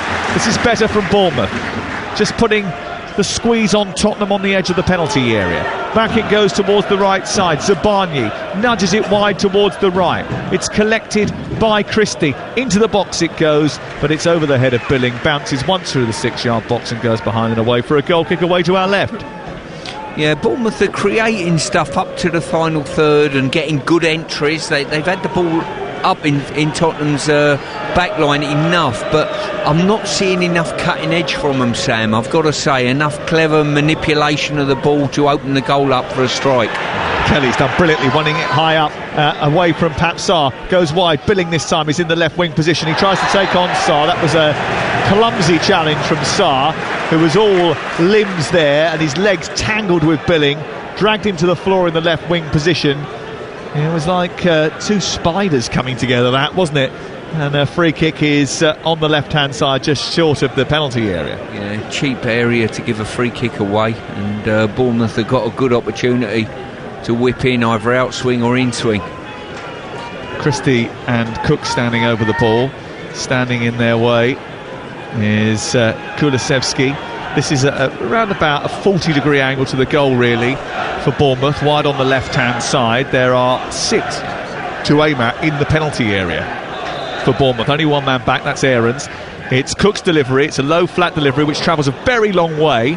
Udogie doesn't quite get hold of it left side and travels towards the far touchline, but he's being pursued by Billing, who is just overly physical, and it gives away a free kick. I've lost count of the amount of free kicks that Bournemouth have given away in probably Tottenham's back third, you know, and it's a cheap free kicks. He's had a push at him, he's had a tug at him, and all it does is does the Tottenham defender's job for him.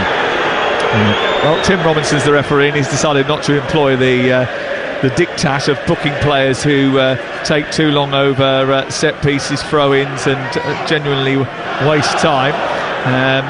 And that's why the Bournemouth fans were getting irate with Vicario over on the far side. It is 1-0 to Spurs, but Bournemouth have started the second half brighter. It has been a really entertaining game, a good match to watch. And when you were speaking to some of the Bournemouth fans at half-time, they were like, well, it's a contest, it's a match, it's a game, we're in it, and it is entertaining. There's stuff happening. That's not always the case, and it wasn't always the case over the course of the last few seasons.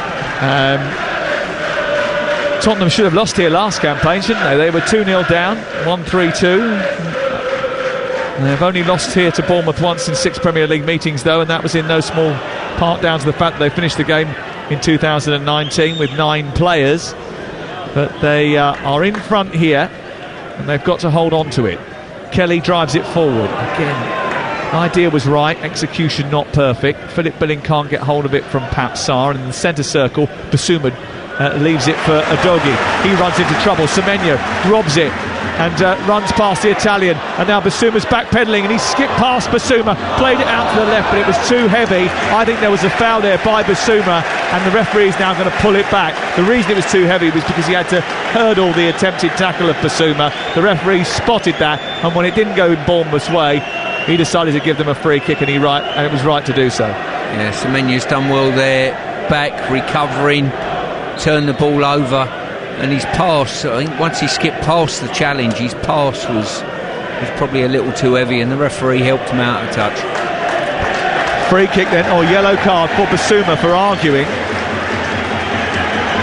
An unnecessary yellow card for Yves Basuma, first Tottenham player to go in the notebook. Only 2 yellow cards so far in the game. Son is having a go at Tim Robinson and marching out the 10 yards for Son and Maddison to go back. Eventually they've done that. Cook and Christie standing over the ball. To the right is Aarons in space. And they've got 5 in the box and 1 right on the edge. Tottenham defending the edge of their box. They've sent it short to Cook, and then Kirkesh goes down the left-hand side. And Kulusevski's just dived in, made a tackle, turned the ball over, and now they're attacking at the other end. What a waste of a free kick. It certainly was. When you load up the box like that, soul destroying. Tottenham have given it away because Richarlison has just stepped on the ball, and then he's kicked out at Zabarnyi, and he's going to get a yellow card as well. That was frustration because actually he fell over the ball just moments before that, and then committed a rather petulant challenge on Zabarnyi, and that's the second yellow card in a couple of seconds. Really poor challenge there. It was born out of frustration, as you rightly said. He almost at times, when you see Richarlison, he plays with sort of the weight of the world on his shoulders. You know, you look at Maddison, and Maddison looks as though he's enjoying every minute, and you glance to Richarlison, and he looks as though, well, Kluivert darting between two players, playing it into the box. Solanke, lovely turn across the face of goal. It's through the 6-yard area, no one there to finish it off. Semenyo trying to keep it alive. He's got it back again after a Basuma intervention. Wide on the right hand side is Aarons. He pokes it in towards Christie. It's too heavy. It just didn't come out and fall for Bournemouth at the right moment, and the chance has gone. Stuart Pearce. Yeah, great opportunity. Probably the best build-up from Bournemouth that we've seen in the game to date. And it just needed someone in the centre of the goal to tap in, and it flew straight across the 6-yard box and out the other side. Good Solanke play. and Kluivert, the link-up play between the two there was terrific. Really was very good, and it should have generated a goal because the Tottenham defence were completely misshapen. Kluivert's just bumped into Pedro Porro, an unnecessary bump on this near side, and he's going to be spoken to, Justin Kluivert, by Tim Robinson, told to calm himself down. Lovely skill from Solanke. He's taken the ball into his body, a little turn and twirl, fired it through the 6-yard box, and there's no one to finish it. Yeah, top quality turn and slide across the face of the goal. I've got to say, everything was right in the setup.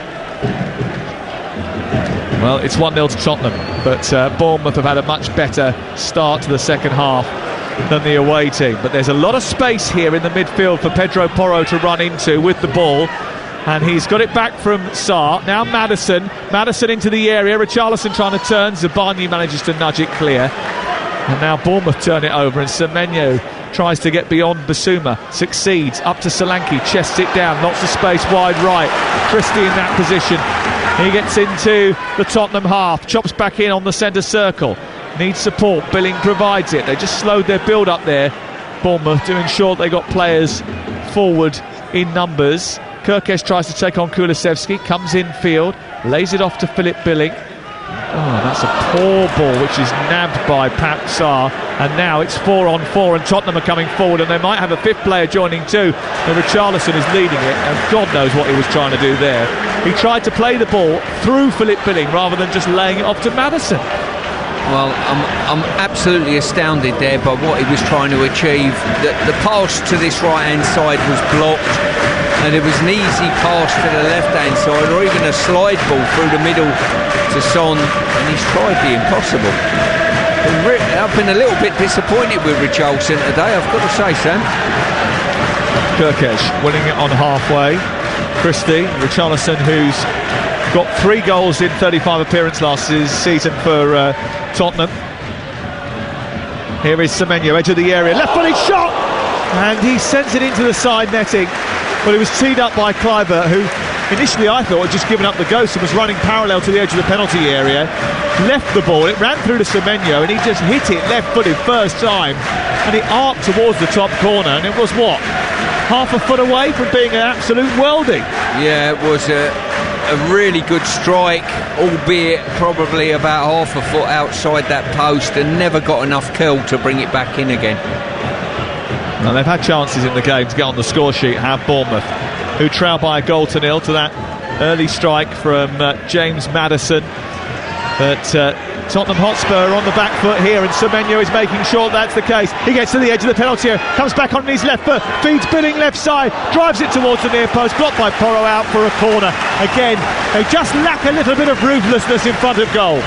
Yeah, you've hit the nail on the head there, really. When they broke, Semenyo, I'm thinking, is going to just unload a shot. He declines the offer, slides it out wide, and then, for all intents and purposes, they get an effort that's blocked. But they really should be working the goalkeeper a bit more there. In front of the Steve Fletcher stand, away to our left-hand side. The Cherries on the attack. Tottenham leading by 1-0.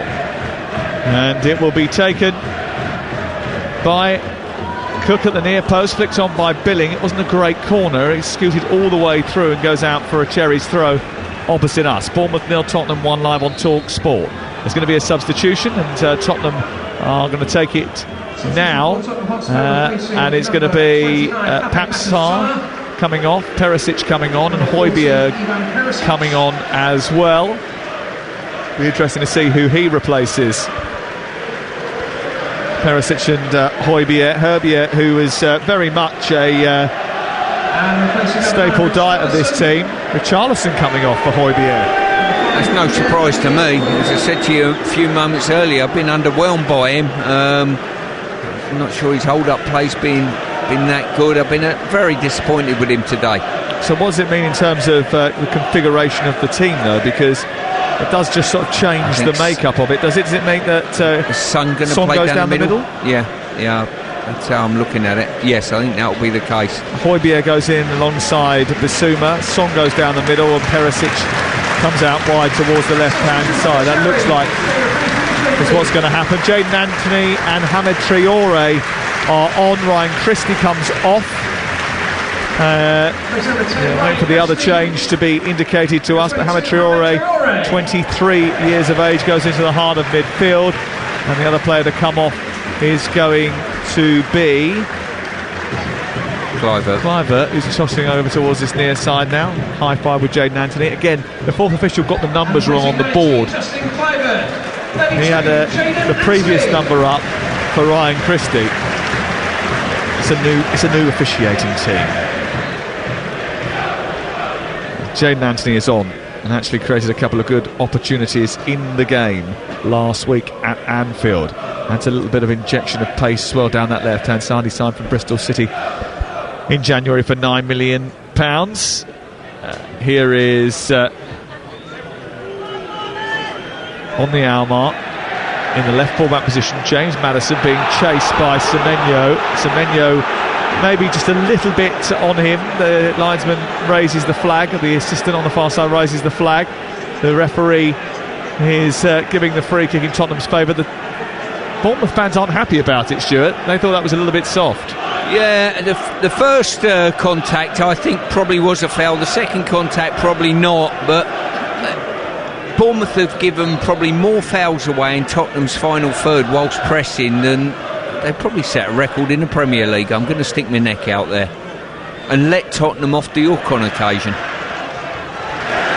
Ball out of play over on the far side, and it was Aarons who stepped in and won it back. And it's eventually out for a throw into Tottenham Hotspur, halfway inside opposition territory. You're listening to Talksport. We're 8 minutes away from team news in our 3 o'clock games. 2:30 we'll be round the grounds with Adrian Durham, who will give you all the goals as they go in. Here is Semenyo, who they picked up from Bristol City, as I mentioned, for £9 million earlier this year. And he has been pretty impressive today at times. Bissouma has nabbed in front of Solanke, played it to Son, edge of the area, wide right it goes. Kulusevski, low ball to the penalty spot, and Tottenham have lost the ball. And Jayden Anthony, who used to play for Arsenal 10 years in North London, intervening on the edge of the box, will be relishing playing against Tottenham once again. Ball back to Neto, kicked long and high out towards Semenyo, headed clear on the halfway line by Udogie. And then Maddison skips past the challenge of Zabarnyi, runs into Cook, still got hold of it, gets to the edge of the D. There's not much support. He's looking away to his right hand side and he's saying, where are you all?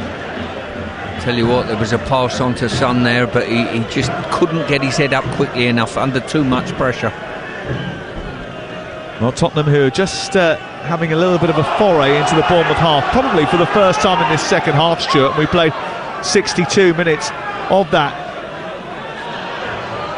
this game. Here is Kulusevski into the area. It's back by Udogie towards the edge of the 6-yard box, and Kulusevski's going to sneak it in at the far corner, and Tottenham Hotspur have got a 2-goal lead. It's the first time in this second half that they've really had any sustained pressure inside the Bournemouth half of the field, and after scrapping for something down in the left channel, they've managed to somehow fashion a chance to Kulusevski. Bournemouth switched off inside their own box, and they've got a second goal, and it could be a crucial one. Well, Bournemouth have by far looked the better side this second half, and then all of a sudden, the last minute or so, the access has swung slightly, and just having a look at a potential offside, I think he timed his run potentially really well, and good play to get him behind. Oh, is that ball out of play as Udogie keeps it in down by the byline? I don't think so. No. I think Bournemouth had given up the ghost. They thought it was going out. Yeah, I think you're right. He's pulled it. No, definitely not out of play on that angle. And as I say, a great finish, and I think that's put the game beyond Bournemouth. And from my assessment of both of these teams, I think Tottenham will cede too much defensively to trouble the top four, and Bournemouth probably will be too good to be in the bottom three, is probably my assessment of what I've seen today. Well, that's a killer blow for Bournemouth, who started the second half really well and haven't managed to take their opportunities. You just go back to that Solanke twirl and ball across the face of goal. What would have happened if they had managed to get an equaliser there? Things might have been different, but Kulusevski has made it 2-0, and Tottenham now surely have got enough to secure all 3 points. Well, that is the point, really, isn't it? The fact that Bournemouth have had good opportunities. Billings' effort just before half-time, they've had certainly good opportunities to potentially work the keeper, but I don't think they have done. 2-0 to Tottenham away from home, 65 minutes on the clock, and now Bournemouth have got to try and drag themselves back from 2 down. The team did do that in a fixture between these two at the end of the summer last year, where Gary O'Neill's Bournemouth went 2-0 in front but lost the game 3-2 as the cross comes in from the wide left, and that ball in towards the near post is headed away by the Bournemouth defence. Jayden Anthony wants a throw on this near side that doesn't go his way. Pedro Porro has it. The Tottenham fans are the ones that you can hear at this moment in time over on the far side as they come forward with Van de Ven into the path of Bissouma, who tries to turn and play the ball back. It's Udogie who takes over and then plays the ball back to Udogie.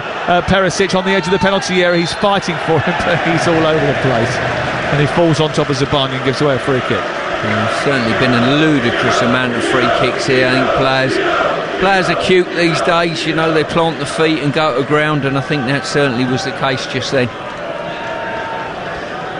It'd be interesting to see what the Bournemouth manager does in this circumstance, as the ball's won back by Bournemouth, and it's played into Jayden Anthony, who gets to the edge of the penalty area, tries a shot, and his shot is saved. But that was a great opportunity, I think, for Jayden Anthony on the edge of the penalty area, but he just couldn't pull the trigger. There is a problem here for Mickey van der Ven, who feels as if he's been caught in the face.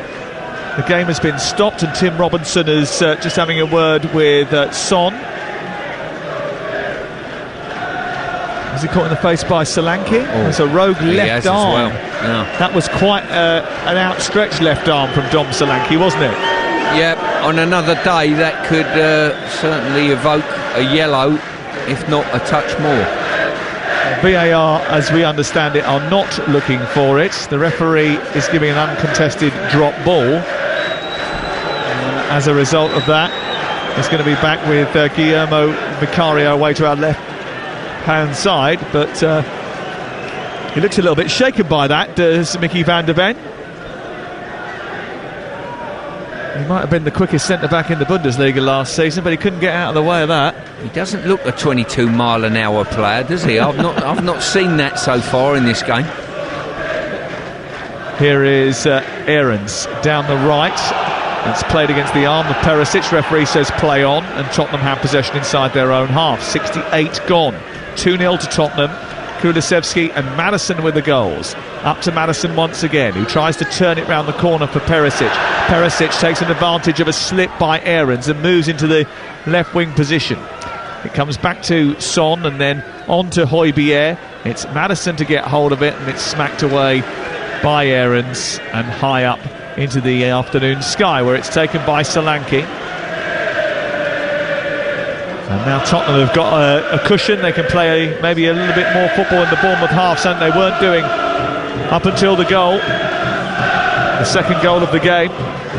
Kulusevski finds Højbjerg round the corner from Bissouma. Son trying to get towards the edge of the area. We haven't seen much from Son either, actually, in the game. I mean, we talk a lot about Richarlison and the problems that he had. That was a push by Porro. Referee leaves it unpunished. They need to find a way of getting him a little bit more service as well, don't they, Son? Yeah, they do. As I mentioned in the first half, just to the eye, he looks as though he's lost that little bit of zip. Yeah. You know, when he gets level with you, you know you're not catching him. Today there's been a couple of occasions where he's been level with people, even slightly beyond, and they've got back and got a recovery on him. Billing trying to get down the left, charges into Porro, but Kulusevski picks it up. It's played into Maddison. Son's to his left. Maddison running towards the edge of the area. Right-footed shot across the face of goal. So as a result of that, we'll go off to Old Trafford, where we can get team news, commentary at 3 from Ian Danta. And Erik ten Hag has been forced to change his dysfunctional midfield, Dance. Yeah, 2 changes that were enforced on him. Mount and Shaw are injured. Dalot and Eriksson come in for them. Martial comes in for his 300th Manchester United appearance, displacing Garnacho, so he'll go up top. Rashford back out left. Harry Maguire amongst the subs. Forest make 2 changes from the win against Sheffield United. Returns for Yates and Aina in place of Williams and Mangala. Live at 3 o'clock, Sam. Manchester United against Nottingham Forest. Traore with a cross into the box, and it's aimed towards Solanke, who got something on it but not enough. Away by Van der Ven and out into the left full-back position. Live commentary from Manchester United against Nottingham Forest will be on this network from 3 o'clock this afternoon. Oh, it's a little bit of twist and shouting away to our right-hand side. Was there an off-the-ball challenge by Perisic over on the far side? The Bournemouth fans aren't happy about it. It does look as if there is a bit of an issue here. It was just away from what was going on the field of play. And watch Perisic as he extends his arm out against Aarons. Now, the free kick has been given to Bournemouth over on the far side for that challenge, but nothing more. No, I think he sort of pushed him away rather than, thrown a punch, basically. Put it that way. If you're going to take action against Perisic for that, then you're going to have to go back to Solanke about 5 minutes earlier and send him off. Now we've got a free kick over on the far side. Giovanni Lo Celso is getting ready for his first appearance of the season. They are checking for a possible red card for violent conduct here. You know what? Looking at it again from a different angle, he grabs his shirt with his right hand of his shoulder and then pushes that hand into his face. And the VAR, who is John Brooks, is looking at it, and I think they've decided now, after a consultation period, that Tim Robinson is not going to go to the monitor, and it's just going to be a free kick. Right decision? They would just cause themselves trouble, because Tottenham will say, why didn't you send Solanke off 5 minutes earlier? And they've probably got more of a case than what I've just seen. Free kick over on the far side, 72 minutes gone, 2-0 to Tottenham. Bournemouth on the attack. It's Billing back into the area. He's overhit that cross. It's floated over everyone and it's gone out towards the far side. It's collected by Udogie, and then it's cleared upfield. Udogie's got it down again and headed it into the path of Maddison, and now Basuma stretching for it, takes on one player, runs into another, and then Jadon Anthony plays it to Semenyo. Semenyo tackled by Højbjerg, and they're fighting for the ball. Semenyo comes away with it. That was 2 players really going at it, but it didn't end up leading to anything more than a free kick to Tottenham Hotspur. So we'll go off to the game at the Emirates. Rumours that Gabriel Jesus could be back for Arsenal this afternoon. Is he, Alex Crook? He is, but only on the bench. 2 changes for both sides. Arsenal bring in Kivior and Trossard for Tomiyasu and Nketiah. With Tim Ream suspended, Fulham hand a full Premier League debut to Calvin Bassey. João Paulinho replaces Harrison Reed in midfield. It's Arsenal against Fulham. To Goodison, Everton and Wolves are goal shy, and Everton are without Dominic Calvert-Lewin again. Steve Hoffesall. Yes, plenty resting on today's result. 2 teams not in crisis but feeling the heat. No Calvert-Lewin or Iwobi for Everton, and Michael Keane is dropped from the 11. Núñez missing for Wolves. Nouri's replaced at left back. So Everton bring Branthwaite in at centre half. Lewis Dobbin left midfield, and Dan Juma leads the line. Do they have the goals in the side? Bueno's brought into the Wolves defence, and Hee-Chan replaces Núñez. Everton against Wolves. Couple of changes. Yves Bissouma is coming off. Maddison coming off. Oliver Skipp and Giovanni Lo Celso are on the field of play for Tottenham Hotspur. Brentford against Crystal Palace in Burmo, and Visser scoring for fun. Do they start against Palace today, Ollie Klink? They do indeed, Sam. In fact, there are no changes for Brentford, who are looking to maintain their unbeaten start to this season. Palace are also unchanged from their defeat to Arsenal on Monday, so Eberechi Eze and Odsonne Edouard both start in attack. Remember, there's live commentary of Manchester United against Forest on this network at 3 o'clock this afternoon. We'll keep you in touch with Arsenal against Fulham. Adrian is there. Brentford, Palace, Everton against Wolves. The phone in from 5:30. Usyk against Dubois later on tonight after Mark Goldbridge's programme as well. Make sure you join us for that. Be a cracking fight. Usyk obviously the big favourite, but you never know. I know that Simon Jordan was looking at getting a ticket this week. He was talking on the White and Jordan show about trying to get to Poland this weekend to see if he could watch the fight, because he thought that something special might happen for Daniel Dubois. They were on fire this week, by the way, White and Jordan. The way they negotiated some of the hard-hitting stories of the week I thought was compelling. 10 till 1, Monday to Friday, essential listening. This is Talksport. The rain teeming down once again at the Vitality Stadium as Bournemouth try to find a way back into this game. They trail by 2-0. Stuart Pearce. Tottenham have made some changes that suggest that they think that they've done the majority of the job here. Well, I think as soon as you bring Maddison off the pitch, you've decided that you don't need any more goals, it's fair to say. So you're right, I think they think they're over the line. I do as well, actually. Here is Pedro Porro into Son. Son trying to turn. He plays it back towards Van de Ven. And then it's collected by Perisic, far side, into Son once more. Touched by Kulusevski. And then it's cut out on the edge of the Bournemouth penalty area by Kirkes. And then out towards the right-hand side. You mentioned it earlier, you don't think Tottenham will trouble the top four because they concede too many chances. And are you not worried about Bournemouth in terms of staying in the league this year? No, I think... Solanke, played in by Traore, couldn't get away from Van de Ven, and then it's picked up on the edge of the box and played out wide towards the left. It's now collected by Anthony. It's down the left-hand side for Brooks, who sends the ball centrally, and it's cleared away. No, I think Bournemouth will trouble against the teams that will be in and around them. They'll certainly give up a good fight and get enough points off of those teams, especially here. Tottenham, I just feel as though they just see too much and too many entries in and around their final third. And you're going back to the Man United game, certainly United in the first half created enough chances probably to even have won the game in that first half. Brooks coming off the bench while we were away with Ollie Klink on for Semenyo. Here is Jayden Anthony down the left-hand side, trying to get towards the edge of the area. Kirkes takes over, gets into the box and then couldn't lay it back to Hamid Traore, and he sort of wasted the opportunity. And now Tottenham are coming forward with Kulusevski, the scorer of the second goal. Played down the right for Son. Across comes Zabarnyi and gets something on it. Drives him wide towards the right. His shirt clean to his body, Son, because it's drenched from the rain which is teeming down here. He's got it back from Kulusevski into the box, away by Cook, picked up by Lo Celso, back to Skip, into Lo Celso. It's like honestly, it's like a waterfall here at the Vitality Stadium. Amazing amount of rain coming from the sky here, and all of the players absolutely drenched now as a result of that.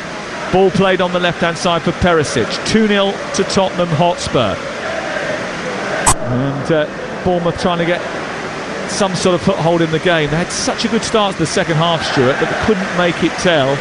And then since the second goal has gone in, I mean, they haven't really laid a glove on Tottenham. No, they haven't. And the key is hitting the back of the net. If you don't hit the back of the net when you've got an ascendancy in the game, chances are the opposition are going to grind their way back in it, and it's going to affect your confidence slightly. But listen, Bournemouth have given a good account of themselves, apart from in that final third when they've not really troubled the goalkeeper enough. Billinger sent a crossfield ball over towards the far side. Again, the rain teems down here as the ball is picked up by Aarons, and then Brooks is beaten to it by Perisic, and it's out for a throw-in to Bournemouth, who are on the attack.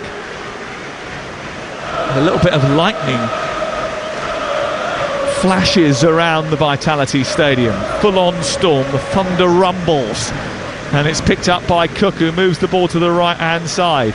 Played in to Traore. He's had a lot of touches with the ball. Didn't play that too much last season, Hamid Traore, but completed a permanent move from Sassuolo in May after an initial loan spell. He had a few injuries when he initially came here on loan. That clearance by Neto is going out over on the far side. And it's all the way back to Vicario in the goal away to our left-hand side. There's a problem over on that far side for Udogie, and it's going to be a free kick and a delay in play. I've got a little bit of a quiz question for you if you're interested. Of course, always. But before Bournemouth's promotion to the Premier League in 2015, they'd only ever faced Tottenham once. It was a shock 3-1 FA Cup 5th round win in February in 1957. Now, you don't remember 1957, do you? No, I was only 10 at the time, I think. I thought so.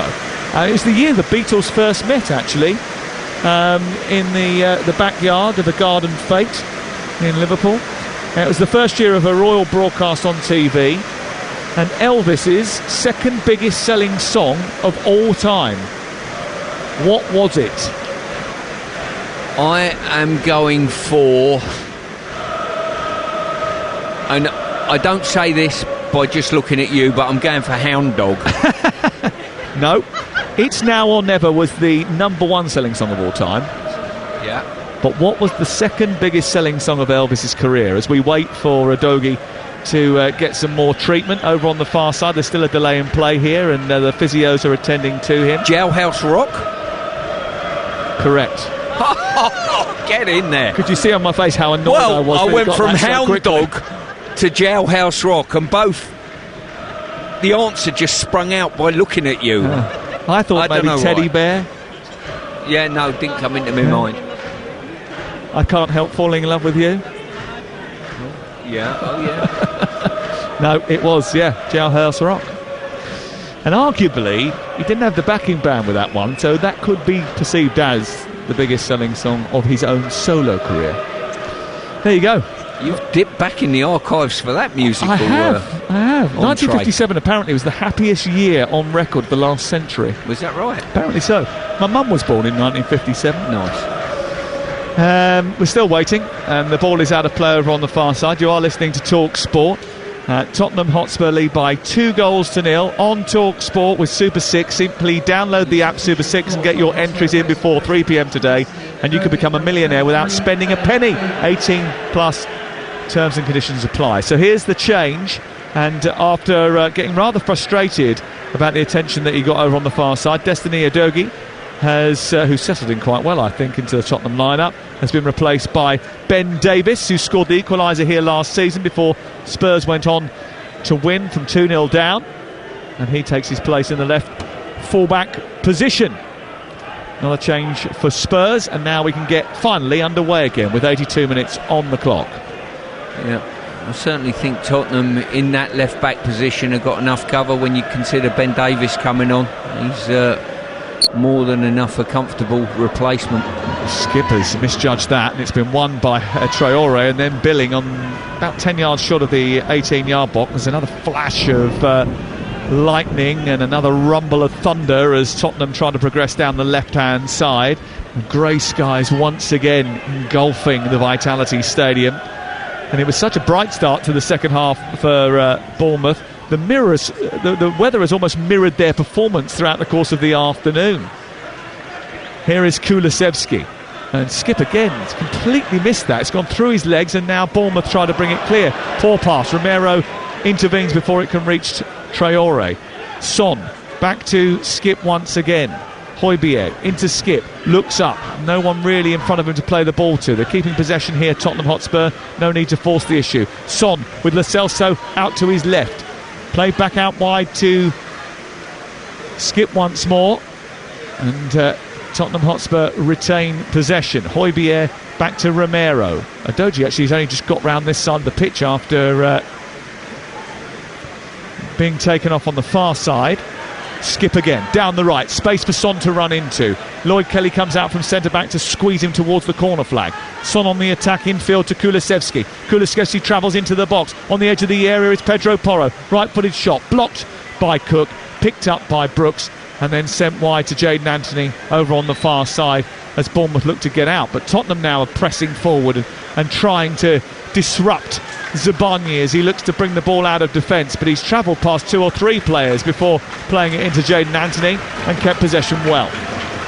Well, to be fair, from Spurs' perspective at the moment, I think all they've got to do is keep possession of the ball. Don't even have to go forward in many ways. Because they lead by 2-0 with 6.5 minutes to go. But here's Kirkesh down the left. Can he get across him from the byline? No, but he can win a corner. And he slides in, plays it against Højbjerg. Højbjerg throws the ball away back towards the goalkeeper. And as a result, there's a delay. Now that should be, if we're following the protocols, a yellow card, but obviously... Well, what he'll say is he thought the ball had gone out of place, so it was a goal kick, so he's rolling the ball back to his goalkeeper, so I think he's got... But they've been told to leave the ball, just leave it. Let the ball boys deal with that. Well, that in itself would be time wasting, wouldn't it, if it was a goal kick? Here is the ball from the corner into the centre, punched away, comes back to Lewis Cook, who strikes it! And it bounces through the 18-yard box and narrowly wide. It was inaccurate from Lewis Cook. And it was another good opportunity for Bournemouth, who'll probably walk away from this scratching their heads, thinking, how have we not got on the score sheet? Well, their team have played well enough. It's just that they've been a little bit ineffective in and around the last third when they've created reasonable chances. Oh, Vicario under pressure here, playing around with it inside his 6-yard box.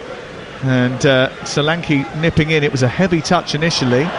Skip allowed the ball to run past his body, and in doing so opened up the pitch for Lo Celso, who's on halfway, running down the left corridor. He plays it wide onto Perisic, who's now in the wing position, getting it onto his right foot, produces a chip cross towards the edge of the 6-yard box, headed away by Zabarnyi, and then it drops inside the central areas, and it's picked up by Højbjerg, who runs forward, plays it out wide. There's a little flick from Cook in the back of Højbjerg, didn't like that Højbjerg. Kulusevski into Lo Celso, back to Kulusevski, but he's missed that, it's gone behind him. Pedro Porro now, and then on to Lo Celso, a little nudge to Son's shaping one up, and he's shaped it into the stand away to our right hand side, and may well have found the car park. It was not a great effort from Son.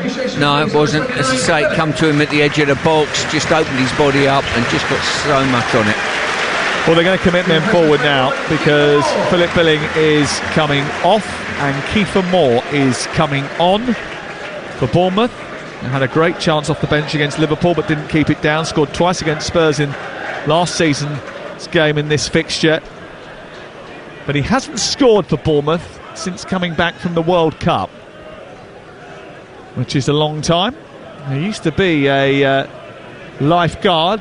If he scores 2 goals and rescues a point, he'll be a lifesaver for Andoni Iraola. It keeps raining like it is. We'll need a lifeguard here. You're right. Moore with a flick on towards Traore. Solanke trying to win it. Højbjerg into the air. It's in the midpoint of the Tottenham half. Cook is going to get there first for Bournemouth. He turns the ball into the feet of Jadon Anthony. Anthony, who's wandering from that left side into a central area now. It's picked up by Aarons. Aarons in towards the near post, and Solanke gets a flick on the ball, but not enough on it to steer it goalwards, and it's wide of Vicario's net and out for a goal kick away to our left-hand side. Yeah, I've been slightly critical of Solanke not getting on the end of things in the box. On that occasion, he's done brilliantly to arc his neck and get first contact, but probably he'd have been better off leaving it and letting Moore get on the end of it, who's just behind him. It's 2-0 to Tottenham Hotspur, and it's collected by Ben Davis into Son, and it's back once again into the feet of Højbjerg. We've got 2.5 minutes to play live on Talksport. Remember, Manchester United against Nottingham Forest is going to form the corner piece of our afternoon offering for you around the ground with Adrian Durham. And tomorrow, the Sunday session from 1:30 will take you around the grounds as we bring you all the goals that they go in from the Sunday offerings from the Premier League, including that Newcastle-Liverpool game, which kicks off at 4:30. Kirkesh running centrally, tries to get beyond Kulusevski and Lo Celso. That's a free kick, and maybe it's an opportunity here for Bournemouth to cultivate something right at the end of the game, Stuart. Yep, they've taken it nice and quickly. I don't think Tottenham look too troubled by it. Well, it's a bit of a waste because they've got big Kiefer Moore in there. Why don't you set up and try and attack it? Well, that would have made more sense. Zabarnyi back to Lloyd Kelly. No point in dominating possession now, Bournemouth. They need to get the ball up the pitch. That has come from a free kick. It's gone all the way back to their own goalkeeper there. and beyond. And then Jaden Anthony's played the ball back to Lloyd Kelly. He's in the corner position. He's had to just hoof it upfield to get it away. Romero's dealt with that. Cook trying to apply some pressure. Solanke and Jaden Anthony backing him up. Now they've got men on the right side of the ball, but Romero comes across. It's a throw-in. They want to take it quickly. The clock is ticking away over on the far side, and time's running out for Bournemouth. They trail by 2-0 to Tottenham, who are going to get back-to-back wins in the Premier League. Perisic steps over the ball and leaves it for Son as it comes in from the right side from Kulusevski, but it was a poor decision by him because Son was well marked, and Bournemouth will get it clear. Well, I say that, they're giving it straight to Oliver Skipp. Here is Son, just outside the box. He's tackled by Zabani, wanted a free kick, got the free kick, and they want to take it quickly, but the referee won't allow them to do so. Son's still on the ground, and the Tottenham fans cheering their heroes because they know that, barring a miracle, this is all 3 points for the second time in a week. Yeah, as I say, I think Tottenham have been, I wouldn't say comfortable for their victory, but certainly the better side in this and deserving of a victory because they've had more cutting edge than Bournemouth. Bournemouth have huffed and puffed a little bit, but never really worked the goalkeeper when they've entered that final third.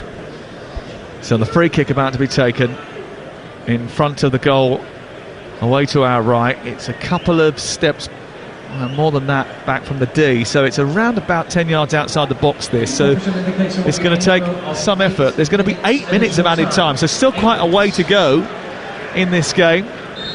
8 minutes of added time, and Pedro Porro is standing over it. He does have a wicked right foot, so he will strike right-footed towards the goal.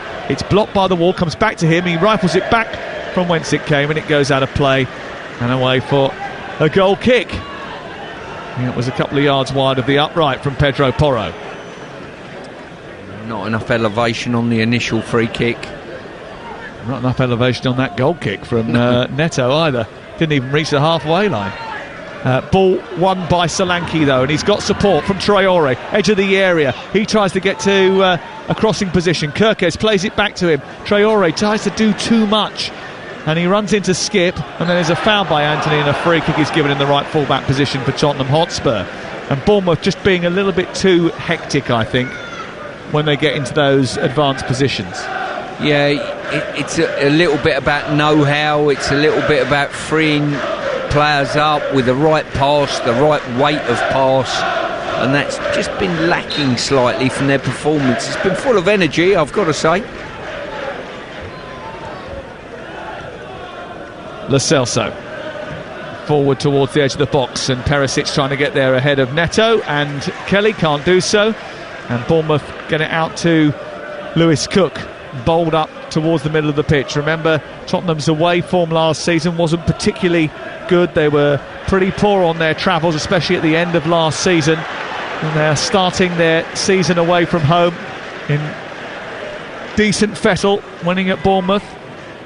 Be another defeat for Andoni Iraola. Only a second win away in 12 games in all competitions for Tottenham. The only other winning they managed in that time was against Leeds United on the road, and after the way Leeds were playing at the end of last season, I'm not sure that entirely counts. Here is Jaden Anthony down the right hand side, getting to the byline, across towards Solanke. Nipping in was Romero, and it's cleared away by Tottenham Hotspur. Upfield it goes. It's Kulusevski back to Pedro Porro, and then eventually Brooks hands off Lo Celso, and Tottenham trying to play out from the back. What lessons has Iraola learned from this game, do you think?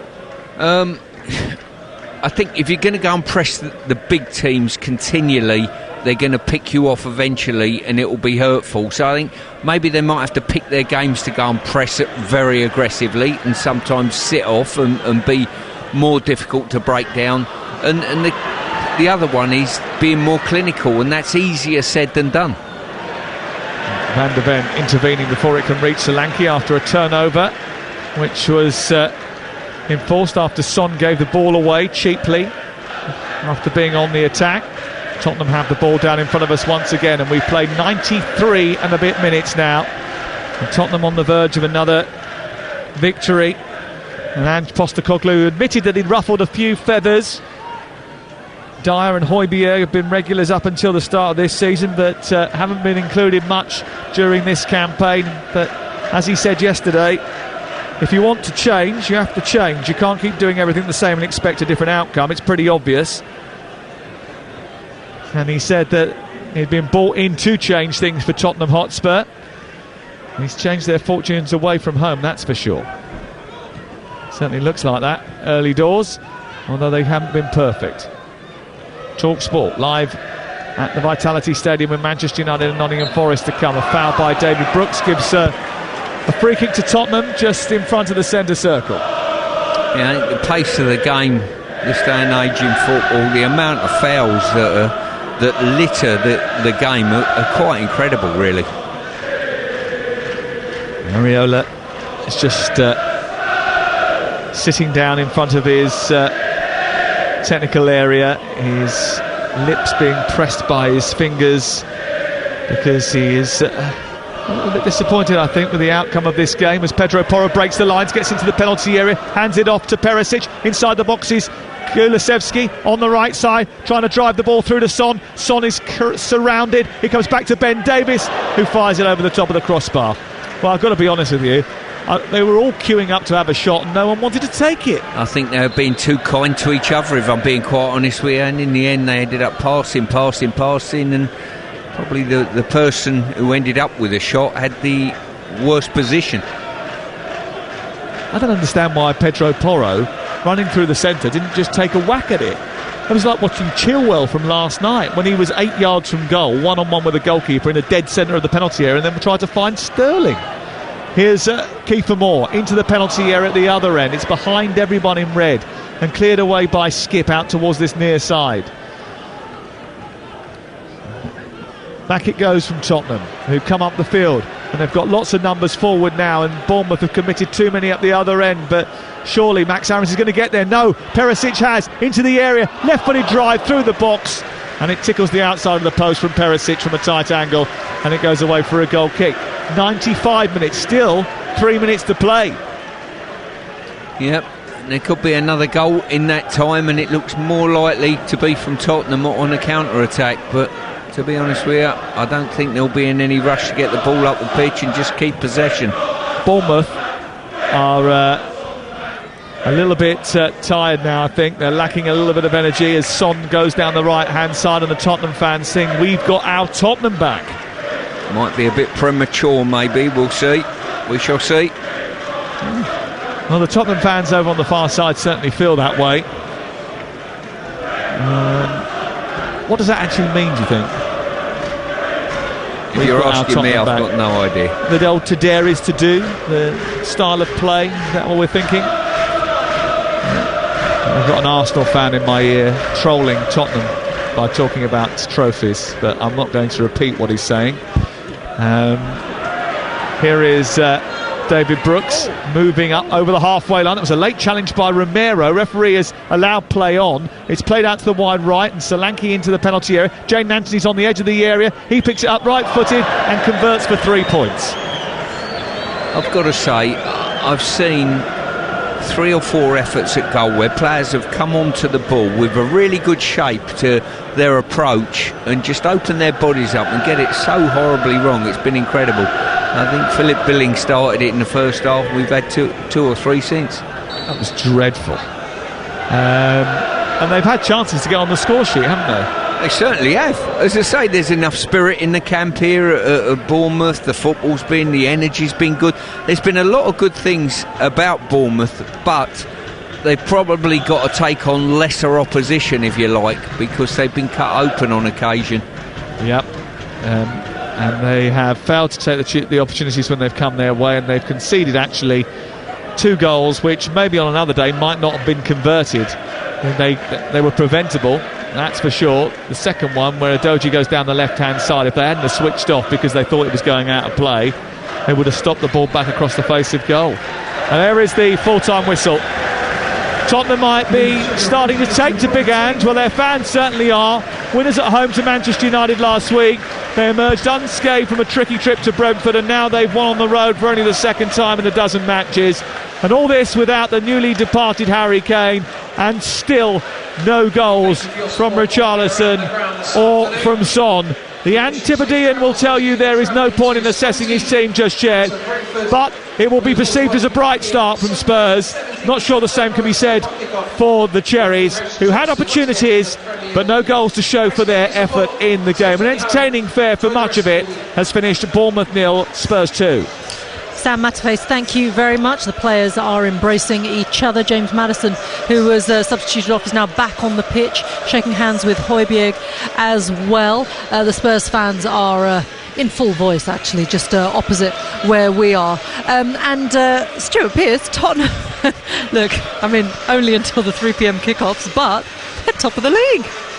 They certainly are. As I say, 7 points from the start of the season, and they'll be very pleased with that, there's no doubt. Yeah, certainly.